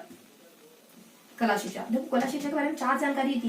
कला शिक्षा पढ़ाओगे तो आप है ना 10वीं तक कला शिक्षा का विषय होना चाहिए, एक तो 10वीं तक विषय होना चाहिए, इससे आप बच्चों को देश की कलाओं के बारे में जानकारी दोगे, देश की कलाओं से बच्चों को अवगत कराओगे। कला शिक्षा में क्या आ जाता है, आपका नृत्य वगैरह आ जाता है, उसके बाद आपका संगीत वगैरह आ जाता है, उसके बाद और कोई दृश्य कलाएं आ सकती है, उसके बाद एक नाटक आ सकता है। इससे बच्चों में है ना आत्मबोध का विकास होता है, इससे बच्चों में आत्मबोध का विकास होता है, प्लस सामाजिकता का विकास होता है बच्चों में। उसके बाद ज्ञानात्मक विकास, ज्ञान तो मिलता ही है, ज्ञान तो ज्ञानात्मकता तो विकास होता ही है। तो ये सारे 4 पॉइंट आते हैं अपने कला शिक्षा से जुड़े। उसके बाद अपने नेक्स्ट बता दीजिए, अपने कला शिक्षा कंप्लीट हो गया। उसका स्वास्थ्य एवं शारीरिक शिक्षा, स्वास्थ्य व शारीरिक शिक्षा को लेकर के क्या जिक्र है, स्वास्थ्य एवं शारीरिक शिक्षा विषय अपने 10वीं तक होना चाहिए, इस तरीके की बात करते हैं, 10वीं तक होना चाहिए, इस तरीके की बात करते हैं। और इसके साथ एक और जुड़ी हुई बात आ जाती है कि आप कार्य को, यानी एक कार्य को है ना, एक तो आप एक तो है ना जीविका के रूप में देखो किसी कार्य को, यानी जीविका का सोर्स हो कार्य, और एक आपको आनंद प्राप्ति, आनंद देने वाला हो, यानी कार्य को लेकर ये पर्सपेक्टिव, ये नजरिया है अपने एनसीएफ 2000 का। आपको पैसे भी कमा कर दे, आपको खुशी भी दे। देखो हम करियर ऐसा चूज करें जो हमको खुशी भी दे, क्योंकि अपने को जिंदगी को बहुत ज्यादा समय तक अपने को अपने करियर में बिताना है। तो करियर ऐसा हो जो हमें खुशी भी दे, प्लस हमें जीविकोपार्जन का साधन भी दे दे। तो उन्होंने यहाँ से कार्य को लेकर ये नजरिया एनसीएफ 2005 में, काम ऐसा हो खुशी दे पैसे दे, दोनों ही, क्योंकि खुशी से पेट नहीं भरने वाला अपना, है ना। तो यहाँ से कार्य के बारे में। उसके बाद बस ये अपने स्वास्थ्य शास्त्र, उसके बाद शांति के लिए शिक्षा। देखो शांति के लिए शिक्षा में क्या क्या इन्फॉर्मेशन आती है। शांति की शिक्षा के लिए आप क्या कर सकते हो, यानी आप लाइब्रेरी की स्थापना कर सकते हो, आप मूवीज वगैरह दिखा सकते हो, रीडिंग क्लब की स्थापना कर सकते हो, आप सांस्कृतिक कार्यक्रमों का आयोजन कर सकते हो, महिलाओं के सम्मान से जुड़े हुए कार्यक्रमों का आयोजन कर सकते हो, ये सारे काम कर सकते हो। और क्या कर सकते हो, 2 बातें आती है इसमें, शांति के लिए शिक्षा के लिए आप कार्यक्रमों का आयोजन कर सकते हो, ये सारी जानकारी। उसके बाद शांति के लिए शिक्षा, उसके बाद कैसे दोगे बच्चों में, कहानी है, कविता है, नाटक है, या फिर आप उदाहरण वगैरह है, या फिर प्रश्न वगैरह करके इस तरीके से आप बच्चों को शांति की शिक्षा दोगे। उसके बाद यहाँ पे अपने एक टीचिंग मटेरियल का, यानी अपने टीचिंग मटेरियल का इस्तेमाल भी अच्छे से होना चाहिए, ये अपने अगला पॉइंट है। तो अपने ना एक टीचिंग मटेरियल का, अपने सहायक सामग्रियों का अच्छे से उपयोग होना चाहिए, ये भी अपने इसी पोर्शन में बताया जाता है। अपने यहाँ जाता अपने जो अपने विद्यालय का वातावरण पोर्शन है ना, अपना तीसरा लेसन उसी में बताया जाता है। तो इस तरीके से ना ये टीचिंग मटेरियल वाला पोर्शन है, ये कहाँ है, अपने विज्ञान पढ़ना, अपने विज्ञान, उसके विज्ञान के जस्ट नीचे की बने, यानी सब सब्जेक्ट के नीचे कुछ कुछ कुछ कुछ एक एक दो एक्स्ट्रा पॉइंट है। गणित के नीचे क्या था कि गणित को कैसे पढ़ाना, वो सारी लंबी चौड़ी बातें थी, बस भाषा के नीचे कुछ नहीं, भाषा के नीचे कोई अदर जानकारी नहीं। उसके बाद अपने गणित के नीचे कुछ अदर जानकारी है कि आप गणित को कैसे कैसे पढ़ाओगे। उसको सामाजिक के नीचे है 6 पॉइंट लेके चल रहा है अपना सामाजिक, मतलब कि आप नागरिकता अनुपात कैसे पढ़ाओगे छठी में, उसके बाद छोटी कक्षा में, बड़ी कक्षा में, तो सारे पॉइंट अपने सामाजिकता में। उसके बाद अपने कला शिक्षा में लगभग 4-5 पॉइंट कवर हुए। उसके बाद अपने ना अगले शांति और शांति की शिक्षा में अपना शांति, अपने स्वास्थ्य एवं शारीरिक शिक्षा में भी एक कुछ पोर्शन कवर हुआ। क्या क्या आप काम को क्या मानोगे, काम को कैसा किस तरीके से देखोगे, तो अपने 1 पॉइंट ये कवर हो गया। उसके बाद अपने शांति के लिए शिक्षा में भी 3-4 पॉइंट कवर हो गए इसके अंदर, कि आप शांति के लिए शिक्षा बच्चों को कैसे कैसे दोगे, आप प्रश्न वगैरह करके, कविता कहानी सब सुना के दोगे। तो हर पोर्शन के बाद कुछ ना कुछ अपने उसके साथ एक्स्ट्रा पॉइंट जुड़े। तो इस तरीके से देखो एक भी पॉइंट नहीं छोड़ा है, लगभग 24 पॉइंट 24 ही क्लियर करेंगे। तो ये तो अपने सब्जेक्ट हो गए। अब बच्चों की आकलन इसमें अपने 2 तरीके से होता है। एक तो अपना पूरे सारे सब्जेक्ट बच्चों को कैसे पढ़ाना, पूरा आपको क्लियर करने का एनसीएफ 2005, इसको पढ़ो तो सही, पता चल जाएगा कैसे पढ़ाना बच्चों को सब्जेक्ट। सेकेंड बताया जाता है कि इन सब्जेक्ट को पढ़ लिया, अब इनका आकलन कैसे करोगे। अब ऊपर देखेंगे इसके आकलन के बारे में। देखो इसको फटाफट से देख लेते हैं, इसके आकलन का उद्देश्य क्या है। पहला पॉइंट आ जाता है आकलन का उद्देश्य बच्चों में सुधार करना है। उसके बाद अब आकलन के बारे में लगभग 5-7 पॉइंट आ जाते हैं। यहाँ जाता है पहली और दूसरी कक्षा में कोई परीक्षा नहीं। उसका अपने आ जाता है 3 से लगाकर के 5 तक आप लिखित कर सकते हो, प्लस मौखिक ले सकते हो, प्लस अवलोकन कर सकते हो। उसके बाद आप यहाँ जाता है 5वीं में आकर आप स्व रिपोर्ट कार्ड बना सकते हो, रिपोर्ट कार्ड। उसके बाद 7वीं में आकर स्थानीय परीक्षा हो सकती है, और अवलोकन तो होता ही है, अवलोकन सब में आता है, अवलोकन प्लस अवलोकन। हाँ, उसके बाद अपने माध्यमिक यानी कि अपने 9 से 12 में क्या कर सकते हो, 9 से 12 में आप स्व रिपोर्ट कार्ड भी कर सकते हो, प्लस अपने अवलोकन भी कर सकते हो। उसके बाद जो भी अन्य परीक्षाएं हैं वो सब भी कर सकते हो, उनका भी आयोजन कर सकते हो। बस ये अपनी बेसिक इन्फॉर्मेशन थी। तो अपने आकलन के बारे में भी जानकारी कवर कर ली। अपने सारे सब्जेक्ट को देख लिया, सारे सब्जेक्ट को कैसे पढ़ना है ये बता था। अपने 2400 पॉइंट में से लगभग बहुत सारे पॉइंट उसमें कवर हो जाएंगे, बाकी कुछ थोड़े से पॉइंट अपने इसमें कवर हो जाएंगे कि पहली से दूसरे में कोई परीक्षा नहीं, उसका तीसरे 5वीं में, उसका 5वीं में, उसका 7वीं में, उसका 9 से 12 में। तो अपने आकलन वाला पोर्शन कंप्लीट हो गया। अब अपन देखेंगे चैप्टर नंबर 4 है अपना कक्षा का वातावरण। वो विद्यालय का था, कक्षा का वातावरण। देखो कक्षा के वातावरण की ट्रिक क्या है, कक्षा के वातावरण की ट्रिक आती थी कि एक समावेशी कक्षा टीचर से जिद कर रही है कि वो इनको है ना, उनको लाइब्रेरी में बैठ करके ना नॉलेज लेने दे, मतलब कि समावेशी शिक्षा के बारे में। उसका लाइब्रेरी में कितने घंटे बिताने, वो लाइब्रेरी मतलब कि समावेशी कक्षा बच्चे से टीचर से जिद कर रही है कि वो लाइब्रेरी में बैठकर उनको होमवर्क करने दे। तो मतलब कि यहाँ समावेशी कक्षा के बारे में आता है, समावेशी कक्षा। पहला पॉइंट तो अपने समावेशी कक्षा को लेकर के होता है। दूसरा पॉइंट होता है यहाँ के टीचर समझे एक शिक्षक ये समझे कि समावेशी कक्षा से एक कक्षा का विकास ही होता है, यही बात डबल दोहरा दी जाती है। उसके बाद यहाँ बता दिया जाता है कि बच्चों को होमवर्क कितना देना है। एक तो अपने टीचर का देखो, टीचर एक कुछ जिक्र होता है कि 45 घंटे अपने 45 घंटे तो अपन जानते हैं टीचर के कार्य दिवस का रूप में अपन 45 घंटे का जिक्र करते हैं। उसके बाद यहाँ बताते जाता है कि एक घंटा आपको लाइब्रेरी में हमेशा लाइब्रेरी में आपको पूरे दिन का 1 घंटा बिताना ही बिताना है। तो यहाँ 1 घंटा लाइब्रेरी के बारे में जिक्र करते हैं। उसके बाद यहाँ जिक्र करते हैं और कि टीचर का जो कार्य घंटे वो 45 घंटे है। उसके बाद बच्चे के होमवर्क का जिक्र करते हैं। तो यहाँ टीचर के बारे में 45 घंटे आ जाता है, उसके बाद 1 घंटा अपने लाइब्रेरी में बिताना ही आ जाता है। और उसके बाद अपने कुछ है ना बच्चों के अपने होमवर्क के बारे में आता है। पहली दूसरी में होमवर्क देना है तो कितना देना है, छठी उसके बाद पहली दूसरी में आप सप्ताह भर की पूरे सप्ताह में आप लगभग 2 घंटे का होमवर्क दे सकते हो, यानी सप्ताह में आप 2 घंटे। उसके बाद 3 से 5 में लगभग पहली दूसरी में तो कोई होमवर्क देना ही नहीं देना है। उसके बाद यहाँ आप 2 घंटे दे सकते, यहाँ आपको पूरे सप्ताह में 2 घंटे ये पूरे सप्ताह में। उसके बाद अपने 6 से जो लगा करके जो आप 8 तक दे सकते हो ना, लगभग यहाँ दे सकते हो आप लगभग 1 घंटा एक दिन के लिए तो अपन है ना, हाँ ठीक है, यहाँ अपन 1 घंटा पर डे के लिए दे सकते हैं, यानी दिन से दे सकते हैं। उसके बाद यहाँ जब अपने 9 से 12 में आप दे सकते हो 2 घंटे, वो भी आप पर डे। तो ये होमवर्क का जिक्र होता है। बस ये थोड़ी सी मोटा मोटी जानकारी होती है उसमें। थोड़ा सा मेरे को ना थोड़ा सा यहाँ थोड़ा सा इशू लग रहा है, 45 घंटे ही है ना, हाँ टीचर के कार्य दिवस तो 45 घंटे ही होते हैं, 1 घंटा आपको लाइब्रेरी में बिताना है पर डे। तो ये कितने मैंने यहाँ कहा था आपको लगभग है ना, यहाँ 6 पॉइंट कवर होने वाले हैं। उसका 6 के बाद अपने 9 आ जाएगा। तो 1 2 3 यहाँ अपने हो गया 1 2 3 4, उसका 5 6 7 8, मतलब ये तो अपना एक ही साथ है पूरा, तो अपने 6 हो जाता है ये पूरा। 1 2 3 4 5 हो रहे हैं, कोई एक और मिस हो रहा है। 6 पॉइंट कवर करने, सामाजिक कक्षा, शिक्षण। उसके बाद अपने कितना घंटा बिताना है, 1 घंटा अपने लाइब्रेरी के लिए होना चाहिए। उसके बाद और कौन सी जानकारी छूट रही है अपने, देखो यहाँ जाता है कि समावेशी कक्षा जिद करती है एक टीचर से, एक शिक्षक से जिद करती है कि उसको होमवर्क है ना वो लाइब्रेरी में बैठ के करने दे। होमवर्क आ जाता है, उसका लाइब्रेरी आ जाता है, उसको घंटे आ जाता है, उसको शिक्षण आ जाता है, समावेशी कक्षा जाता है। और क्या मिस हो रहा है देखो, और है ना अपन थोड़ा सा अपन स्किप रखते हैं, एक और पॉइंट है यहाँ, उसका अपन है ना जब भी मेरे को जैसे याद आता है मैं क्लियर करती हूँ। यहाँ 6 पॉइंट है, और नहीं तो अपन नेक्स्ट वीडियो में पहले अपन इसके बारे में थोड़ी सी डिटेल लेंगे, इसके बारे में थोड़ा सा देख लेंगे कौन सा पॉइंट अपन मिस हो रहा था, उसके बाद अपन आगे मूव करेंगे।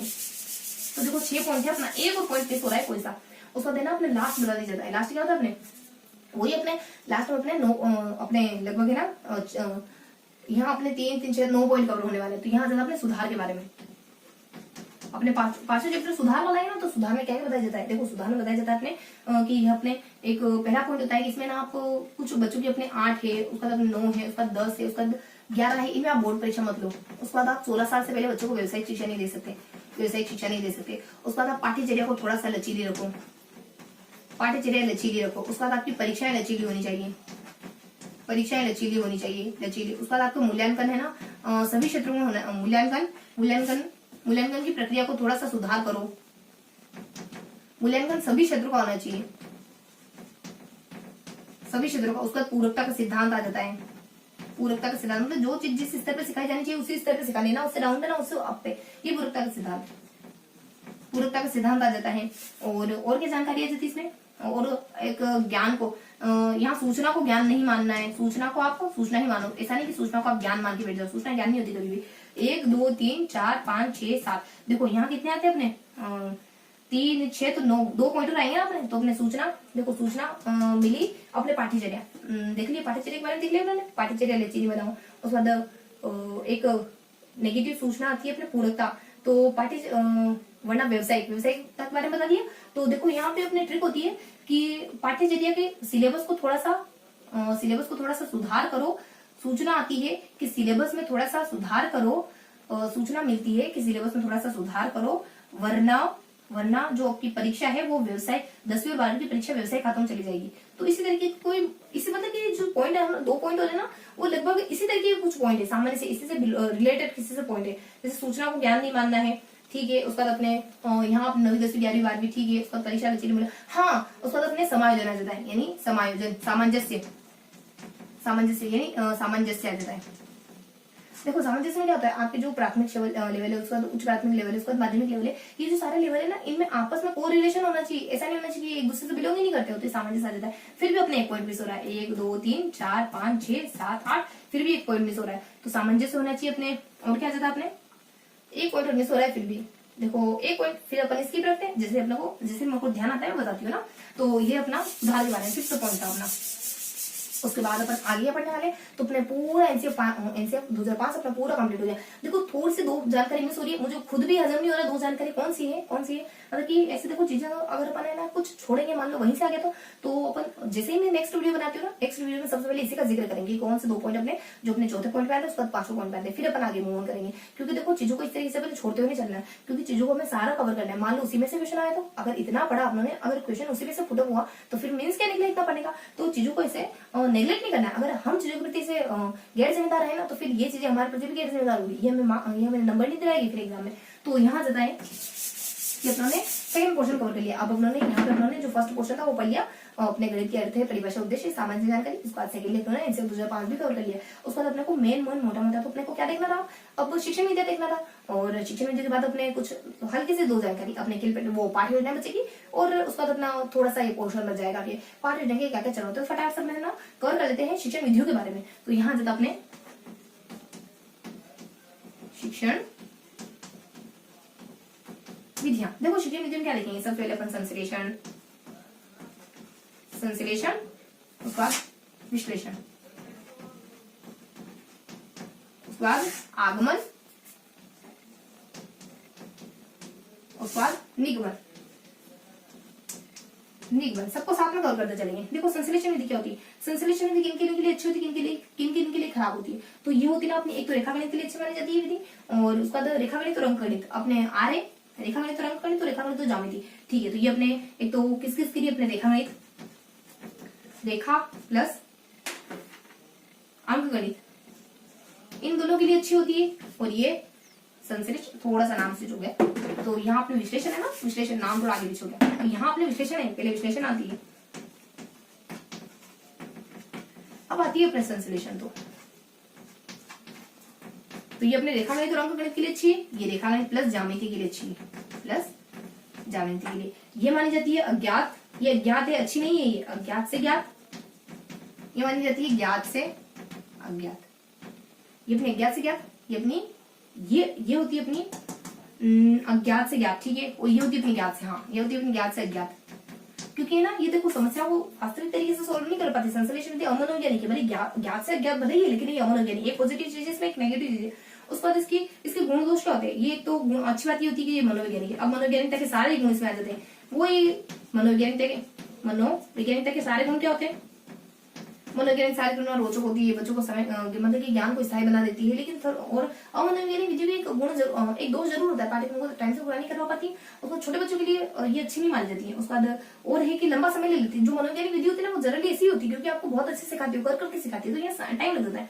इसका यहाँ आ जाता है कि लंबा समय ले लेती है, छोटे बच्चों के लिए अच्छी नहीं मानी जाती, और पाठ्यक्रम को भी पूरा नहीं कराती। इस तरीके की जानकारी सब में होती है लगभग। उसके बाद यहाँ बताया ना, तो ये अपनी अमनोवैज्ञानिक, अब इसमें ना सारे अमनोवैज्ञानिकता के गुण हो जाएंगे। छोटी होती है, बहुत सरल होती है, बहुत आसानी से कंप्लीट करा देती है, अमनोवैज्ञानिक मानी जाती है। पाठ्यक्रम को सिलेबस टाइम से अपने पाठ्यक्रम पूरा करा देती है, लेकिन क्या काम का अमनोवैज्ञानिक तो है। तो अपने संश्लेषण विश्लेषण हल्की हल्की से मोटा मोटी जानकारी देती है इन दोनों के बारे में। उसके बाद आगमन निगमन के बारे में देख रहे हैं। देखो आगमन सबसे बड़ी विधि है। देखो ये इसके सबसे पहले इसमें जानकारी देखना, कुछ और भी जानकारी होती है, कुछ परिभाषाएं हैं, इसके कुछ चरण है, तो और भी जानकारी होती है। सबसे पहले इसमें देख लेते हैं आगमन विधि में। आगमन विधि से अपन क्या पढ़ते हैं जनरली, आगमन विधि से पढ़ते तो क्या है, अपन लगभग सारी चीजें पढ़ सकते हैं आगमन विधि से पढ़ना चाहते हो, क्योंकि ये क्या उदाहरण से लगा करके आप नियमों तो पूछना है। तो आगमन विधि तो अपने ज्ञात से अज्ञात की ओर चलती है, ज्ञात से अज्ञात की ओर अच्छी विधि है। मतलब उसके बाद यहाँ इसकी अच्छी बात मानी जाती है कि मनोवैज्ञानिक विधि, दोनों ही बातें पॉजिटिव, देखो यहाँ पे एक पॉजिटिव नेगेटिव, यहाँ दोनों ही पॉजिटिव है, तो मनोवैज्ञानिक विधि मानी जाती है। उसके बाद मनोवैज्ञानिक विधि तो इसकी अच्छी बात तो ये होगी, मनोवैज्ञानिक मतलब कि ये अपने ज्ञान को स्थायी कर देती है, उसके बाद करके सीखने पर बल देती है, उसके बाद है ना नीरस नहीं बनाती क्लास को। मनोवैज्ञानिकता के सारे गुण आते हैं इसमें। उसको छोटे बच्चों के लिए भी अच्छी मानी जाती है, प्लस छोटे बच्चों की पूरी बातें क्या हो सकती है कि एक बहुत ज्यादा एफर्ट लगाती है, प्रॉब्लम सॉल्व नहीं करती है अपनी, ये समस्या का समाधान नहीं करती है, समस्या समाधान नहीं करती है। उसके बाद एक तो बहुत ज्यादा अपने एफर्ट लगा देती है, बहुत ज्यादा प्रयास, बहुत ज्यादा मेहनत लगती है। उसके बाद अपने टाइम भी बहुत ज्यादा लगता है इसमें, तो ये तो होता ही है अपने, उसका टाइम भी बहुत ज्यादा लगता है। और इस तरीके की जानकारी होती है इसमें। उसके बाद देखो आगमन विधि को तो परिभाषा दी, एक तो अजय अपने एक यंग महोदय आते थे, यंग के द्वारा कहा जाता है कि जो स्थूल से सूक्ष्म की ओर चले, स्थूल से सूक्ष्म की ओर चले। उसके बाद यहाँ जाता है एक यंग आ जाता है, उसके बाद अपने लिंड से आ जाता है, उनके द्वारा कहा जाता है कि जो उदाहरणों से ना, उदाहरण से तथ्यों की ओर चले, उदाहरण से तथ्यों की ओर चले, ये वाली विधि अपने आगमन करेगी। आगमन विधि के कुछ चरण होते हैं। सबसे पहले क्या होता है, सबसे पहले आपके सामने उदाहरण आएंगे, उदाहरण को आप निरीक्षण करोगे, उसके बाद उनका सामान्य उदाहरण का निरीक्षण करोगे, उनके बाद उदाहरण को आपने अच्छे से देखा, निरीक्षण करा, उसको सामान्यकरण, उसके बाद परीक्षण।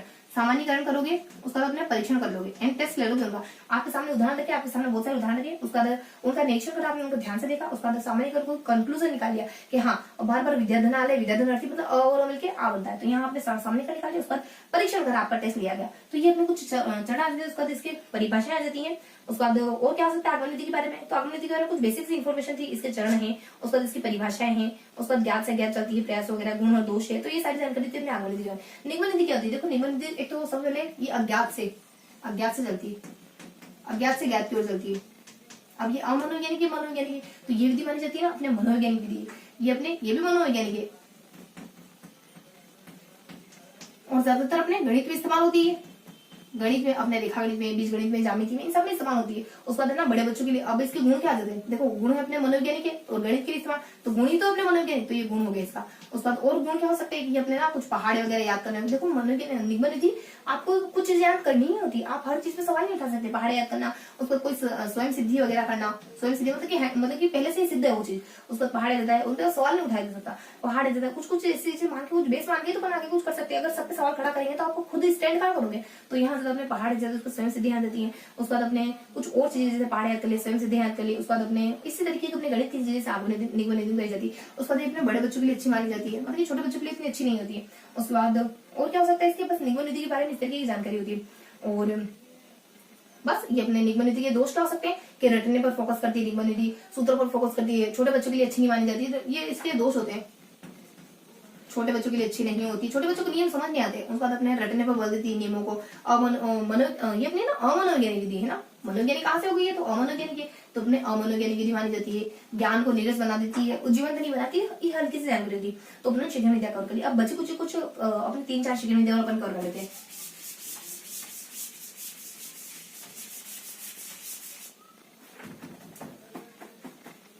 थोड़ा सा इसको व्यवस्थित रफ कर लेते हैं।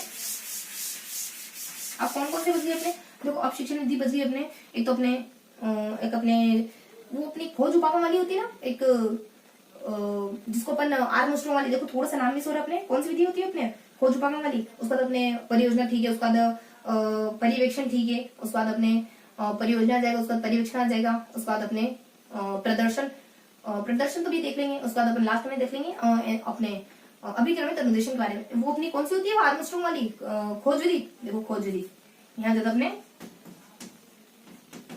खोज विधि। उसके बाद नेक्स्ट अपन देखेंगे प्रयोजना, उसके बाद प्रयोगशाला, उसके बाद अपन देखेंगे, उसको तो अपन को अलग से देखना पड़ेगा, वो अपने स्किनर वाली रेखीय अभिक्रमित,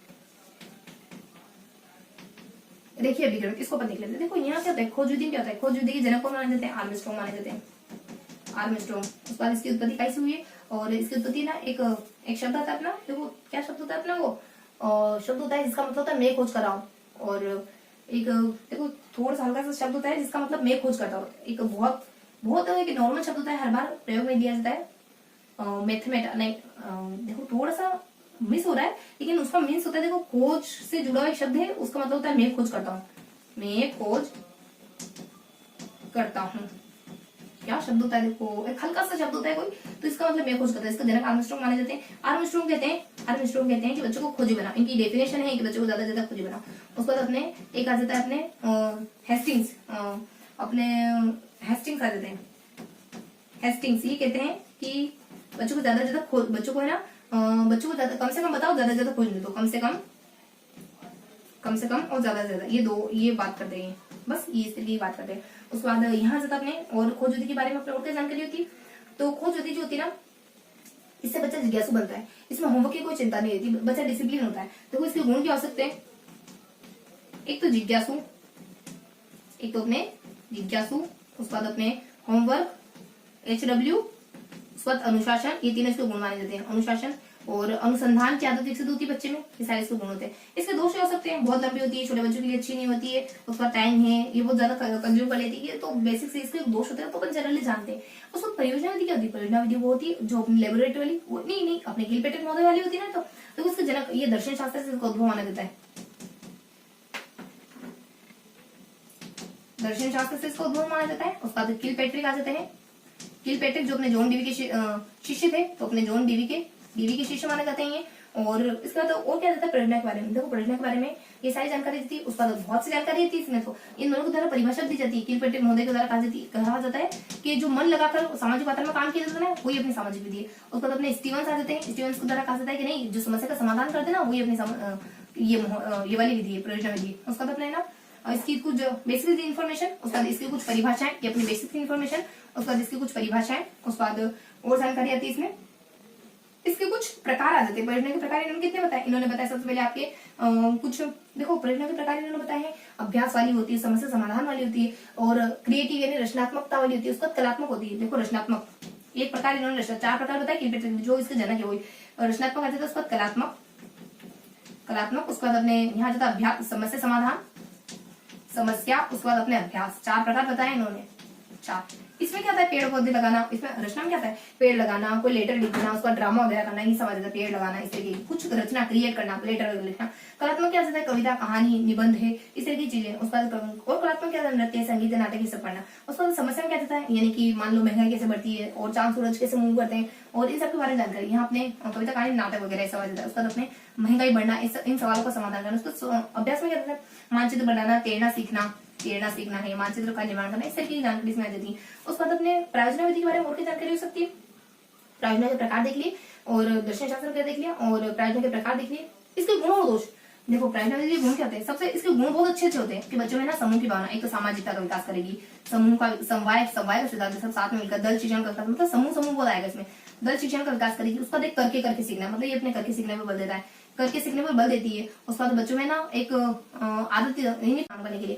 उसके बाद बस प्रायोजना विधि अपने बस उसके बाद दोष हो सकते हैं, एक तो महंगी होती है, सिलेबस पूरा नहीं करवा सकती, उसके बाद छोटे बच्चों के लिए अच्छी नहीं होती है, और इससे अपन पाठ्यक्रम नहीं पढ़ा सकते, सारे प्रकरण नहीं पढ़ा सकते। इसको दोष जनरली बनते हैं, छोटे बच्चों के लिए अच्छी नहीं होती है। तो ये ना बेसिक दोष तो सभी के होते हैं, देखो सभी में होते हैं। तो उसके बाद अपने प्रयोगशाला विधि कहते हैं। देखो प्रयोगशाला करती है, प्रयोगशाला में अपने सबसे पहले ना करके सीखने को बहुत ज्यादा, यानी क्रियात्मक आगमन निगमन का क्रियात्मक रूप ही है, क्रियात्मक रूप है किसका, क्रियात्मक रूप है आगमन और निगमन का। उसका करके सीखने पर बहुत ज्यादा, यानी बहुत ज्यादा बेस्ड है किस प्रकार, क्योंकि प्रयोगशाला में सीधे करोगे, इस लिक्विड को इस लिक्विड में मिलाओगे, ये सब काम करोगे। तो यहाँ तक प्रयोगशाला बारे में और जानकारी, इसके गुण दोष आ जाते हैं। देखो इसके गुण क्या होते हैं, ये ना एक तो गणित को व्यवहारिक रूप सिखाती है आपको, व्यवहारिक। आप गणित प्रयोगशाला में जाओगे तो व्यवहारिक तरीके से गणित सीखोगे, मतलब कि प्रैक्टिकली तरीके से। उसका बीज गणित के लिए इसका इस्तेमाल होता है, उसका कोई काम, कोई रचना वगैरह करने में इसका इस्तेमाल होता है। उसका व्यवहारिक आ जाता है, बीज गणित आ जाता है, रचना आ जाता है।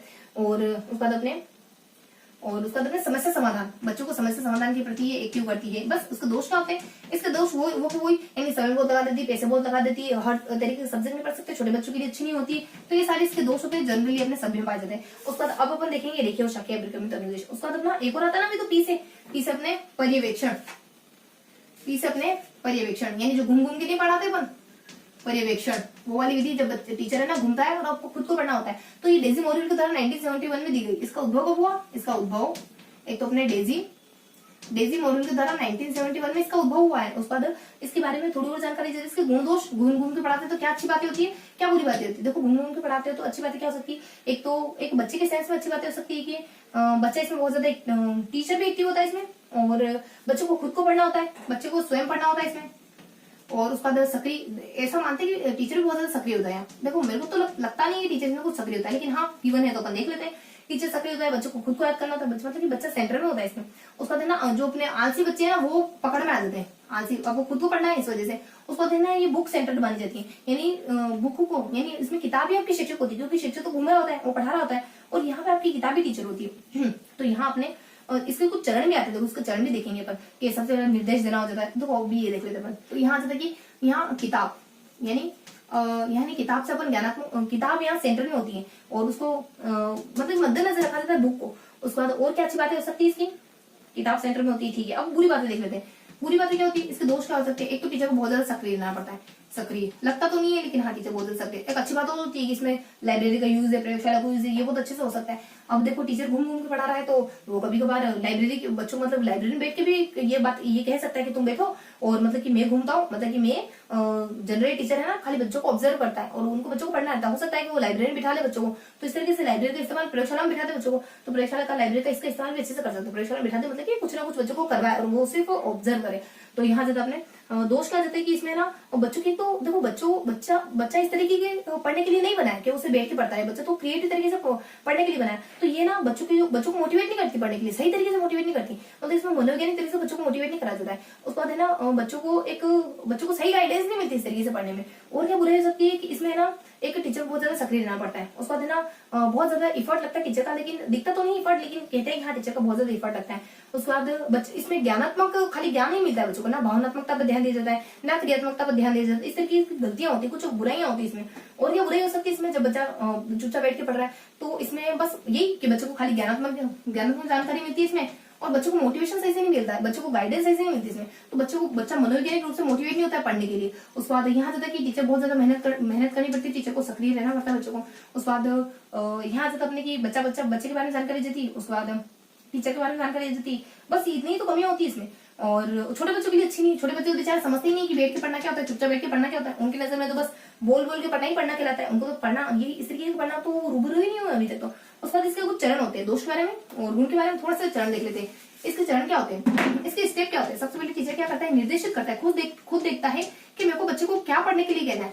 उसके बाद निर्देश देता है, अब उसने ऑर्डर दे दिया, हाँ भाई मैंने डिसाइड कर लिया कि ये पढ़ोगे तुम।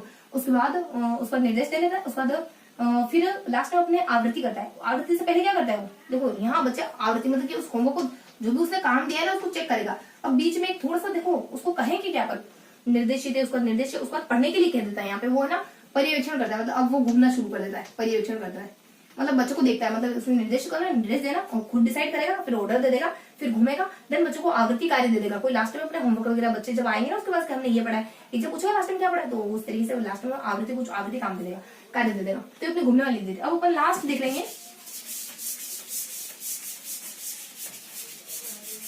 देखिए अभी वही अपने अभिक्रमित अनुदेशन। अब अपन पढ़ेंगे ना कितनी देख लिया अपना 4 4 8 1 9, तो अपनी नवी देखेंगे अपन अभिक्रमित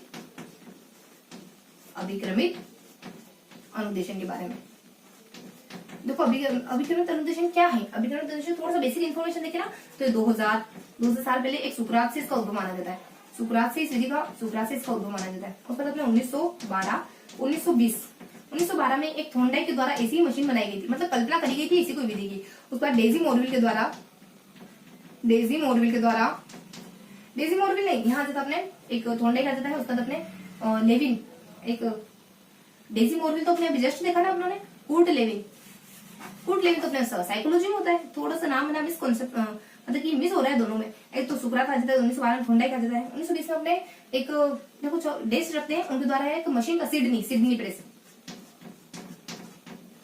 प्रेस के द्वारा एक मशीन का निर्माण कराया गया था। ऐसी कोई मशीन थी। देखो होता क्या है, अभिक्रमित अनुदेशन ज्यादा कुछ नहीं, तो एक मशीन होती है, आप उसमें आंसर फीड करते हो, वो आपको रिप्लाई करती है कि आपका आंसर सही है गलत है। तो अभिक्रमित अनुदेशन बेसिकली कितने प्रकार का होता है, 3 प्रकार का। ये तो इसकी हिस्ट्री देख लिया। अब प्रकार कितने होते हैं इसके, एक होता है रेखीय, एक होता है शाखीय, एक होता है मैथमेटा या फिर अवरोह भी कह सकते हैं इसको। उसके बाद अपने मैथमेटा देखो रेखीय, शाखीय, मैथमेटा। देखो रेखीय के बारे में बताएं, इसके जनक कौन माने जाते हैं, यहाँ माने जाते हैं स्किनर साहब। उसके बाद स्किन ऐसी है कि डर गए, स्किन से डर गए। और फिर अपने यहाँ जाता है स्किन। उसके बाद अपने क्राउडर यानी उसका नर्व, डरा। उसके बाद मैथमेटा किसके थी अपने गिलबर्ट यानी स्किन से डर गया कौन, पक्षी भी, यानी पक्षी भी आपकी स्किन से डर गया। क्या लगा रखा है ऐसा, मतलब कि भूतिया चेहरा लेके घूम रहे हो, पता नहीं क्या क्या लगा रखा है, क्या क्या मुंह पे थे प्रकार। तो अपने स्किनर आ जाता है, डर आ जाता है। उसके बाद स्किनर के साथ एक और आ जाता है स्किनर। उसके बाद सिडनी प्रेस स्किनर के साथ अपने कुछ एक और शख्स का नाम आता है अपने स्किनर के साथ। उसके बाद क्राउडर आ जाता है, उसको गिलबर्ट आ जाता है। ये तीनों माने जाते हैं इसके प्रवर्तक। इनका प्रवर्तक कब हुआ, इनका प्रवर्तक हुआ ना लगभग 54 में हुआ, फिर इनका 60 में हुआ, उसके बाद अपने लगभग 62 में हुआ। तो इनकी प्रवर्तन की डेट भी आ जाती है, तो ये अपने रेखी आ जाता है। उसके बाद रेखी स्किनर 1954, उसके बाद शाखीय क्राउडर 1960, उसके बाद अपने अवरोह या मैथमेटिक गिलबर्ट 1962। ये सारी इन्फॉर्मेशन आ जाती है इन तीनों को लेकर के। उसके बाद अपन देखते हैं इनमें होता क्या है, आखिर ये किस सिद्धांत को फॉलो करता है, ये इस हिस्ट्री। उसके बाद ये इसके प्रकार। अब ये किस सिद्धांत को फॉलो करता है, ये सिद्धांत को फॉलो करता है ना अपने एक अब मतलब कि कैसे पीटूंगी मैं तुम्हें, आज तुम देख लो मैं तुम्हें कैसे पीटने वाली हूँ, तुम बहुत ज्यादा सिर पे चढ़ गए हो। तो अपने कैसे के सी और पी टे घी, मतलब जी समझ है ना, मतलब कैसे अपने क्रियाशीलता का, सी से अपने एक सी से अपने छोटे छोटे पदों का सिद्धांत, सी से अपने छोटे छोटे पदों का, पी से जाता अपने एक पी से मतलब क्रियाशीलता का सिद्धांत है, उसके बाद अपने छोटे छोटे पदों का सिद्धांत है, उसके बाद अपने इसमें है ना एक तर्क का सिद्धांत है, उसका स्वयं गति से सीखने का सिद्धांत है। और पी से देखो ऐसे पी से तो क्या आता है, लेकिन हाँ फिर भी यूं होता है इसमें क्या आप है ना चीजों को छोटे छोटे खंडों में करके मतलब वही दिख रहे तो अपन छोटे छोटे पदों में विभाजित करके पढ़ा जाता है। उसके बाद इसमें क्रियाशीलता का सिद्धांत और होता है, क्रियाशीलता, उसको स्वगति से सीखने का सिद्धांत, स्वगति से सीखने का सिद्धांत। तो अपने कैसे मतलब क्रियाशीलता, सी से अपने छोटे पदों में, पी से अपने तर्क, तार्किक तरीके से चीजें सीखते हैं इसमें, तार्किक तरीके से, जी से अपने स्वगति, पी से क्या था, पी से अपने पी से देखो पी से नहीं सकते, लेकिन हाँ ये सारी जानकारी होती है, इस तरीके से आप सीखते हो, छोटे छोटे पदों में स्वगति से सीखते हो, उसके बाद क्रियाशीलता से सीखते हो, उसके बाद अपनी स्वयं की गति से सीखते हो, तार्किकता से सीखते हो। तो बेसिकली सिद्धांत होते हैं जिनको फॉलो करके चलता है।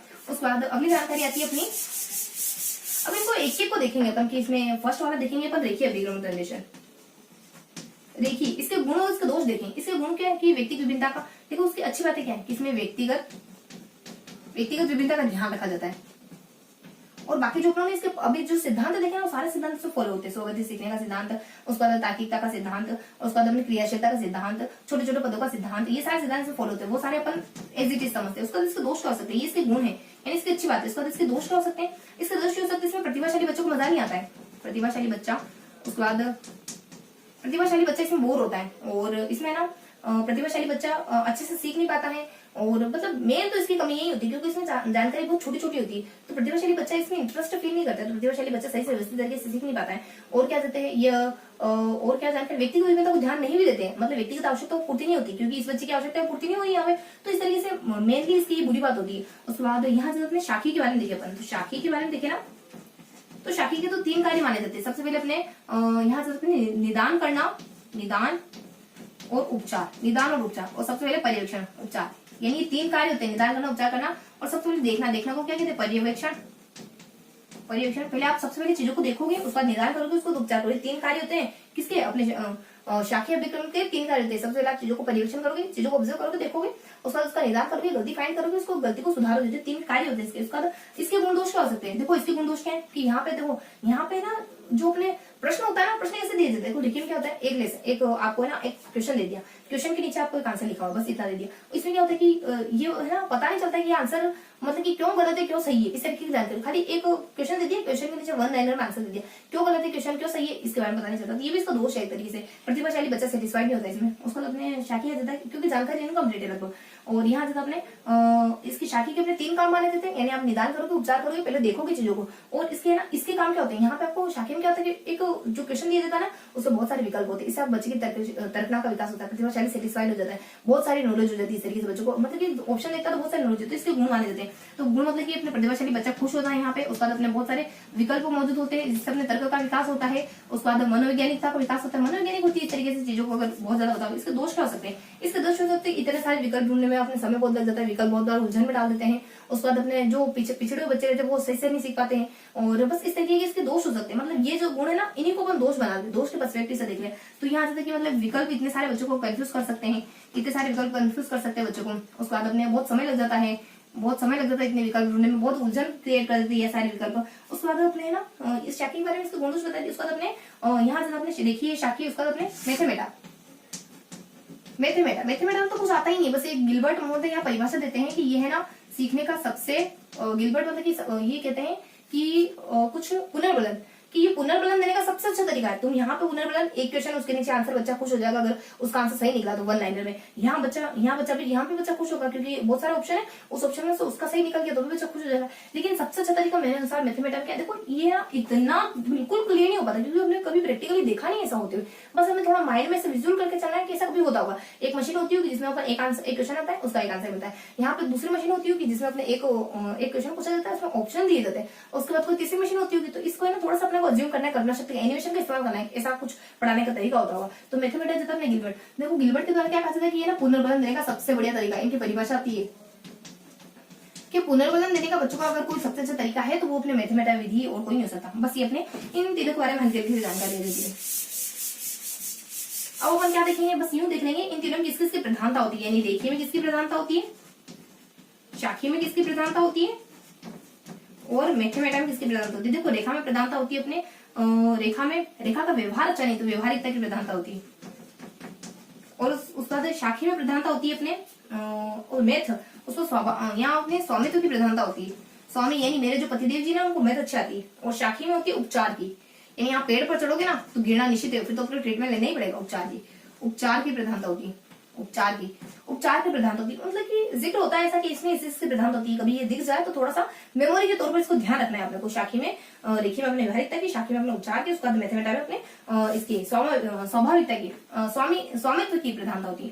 तो ये था अपना पूरा रेखीय और शाखीय अभिक्रमिक अनुदिशय, यानी अपनी सारी विद्या सारी कवर हो गई। उसके बाद एक सेकंड थोड़ा सा, हाँ उसके बाद अपन अगला क्या देखेंगे, अगला अपन देखेंगे कुछ हल्का सा। देखो अपने 3 पोर्शन कवर के बातों में। फर्स्ट अपने गणित के अर्थ है, परिभाषा, उद्देश्य। उसके बाद सेकंड अपने एनसीईआरटी 2005। उसके बाद अपने थर्ड देखा शिक्षण विधि के बारे में। अब 2 पोर्शन बच गए। कौन कौन से 2 पोर्शन बच गए अपने, एक तो अपने पाठ योजना के बारे में जो थोड़ा सा इंपॉर्टेंट है। उसका लास्ट वाला तो बिल्कुल हल्का सा है, तो उसको अपन बस ज्यादा सेशन का ज्यादा समय नहीं लगेगा, बहुत आसानी से फटाफट अपन क्लियर कर लेते हैं। तो यहाँ से अपने अपने पाठ योजना के बारे में अब क्या बच गया अपना 4th पोर्शन पढ़ रहे हैं अपन पाठ योजना के बारे में।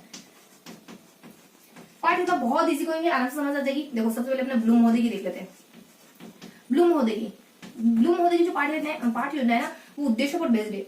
ये उद्देश्यों पर बेस्ड है, उद्देश्यों पर मानी जाती है, बेस्ड मानी जाती है। और इनके बाद इनके कुछ चरण होते हैं। इसके क्या क्या चरण हो सकते हैं, देखो ये उद्देश्यों पर आधारित होती है, ठीक है। और उद्देश्यों पर नहीं, देखो मेरे को यही क्लिक हो रहा था, ये पूर्व ज्ञान पर आधारित होती है। उद्देश्यों तो अपने वो वाली होती है पूर्व ज्ञान, ये अपने पूर्व ज्ञान पर आधारित होती है। इसके चरण क्या हो सकते हैं, इसके चरण हो सकते हैं सबसे पहले अपने प्रस्तावना है, प्रस्तावना पहला चरण। उसका प्रस्तुतिकरण, प्रस्तावना, प्रस्तुतिकरण, प्रस्तुतिकरण। उसके बाद तुलना है, तुलना। उसके बाद अपने व्यवस्थित मतलब व्यवस्था। उसका लास्ट में आ जाता है व्याख्या, व्यवस्थित व्याख्या। तो इसके कुछ चरण माने जाते हैं। इनको थोड़ा सा सुधार भी किया गया। सुधार क्या किया गया कि जो तुलना चौथे ना अपने प्रस्तावना, प्रस्तुतिकरण, उसका तुलना, उसका व्यवस्थित व्याख्या देता है। तो अपने जो तुलना, अपने प्रस्तावना, प्रस्तुतिकरण, तुलना, व्यवस्था, व्यवस्थित तुलना, देखो थोड़ा सा आगे पीछे हो गया है। तो अपने यहाँ जाता है व्यवस्थित, यानी व्यवस्थित व्यवस्था। उसके बाद तुलना। एक सेकंड में थोड़ा सा 2 मिनट के लिए थोड़ा सा पॉज लेंगे, वापस आती हूँ मैं।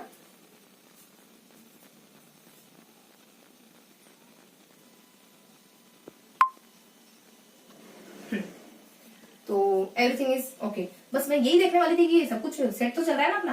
तो यहाँ कभी कैमरा वगैरह ऑफ तो नहीं हो गया, क्योंकि देखो टाइम बहुत ज्यादा हो गया ना इस वजह से। तो प्रस्तावना जाता है, प्रस्तुतिकरण जाता है, व्यवस्था जाता है, तुलना जाता है, देखो तुलना को अपने रखा है 4थे स्थान पर। तो ये क्या हुआ कि थोड़ा सा परिवर्तन हो, तुलना अपने 3रे स्थान पर आ जाती है, क्योंकि 5वें स्थान पर कौन आ गया, अनुप्रयोग आ जाता है। तो इसमें थोड़ा सा बदलाव हुआ था ना, संशोधन हो जाता अनुप्रयोग।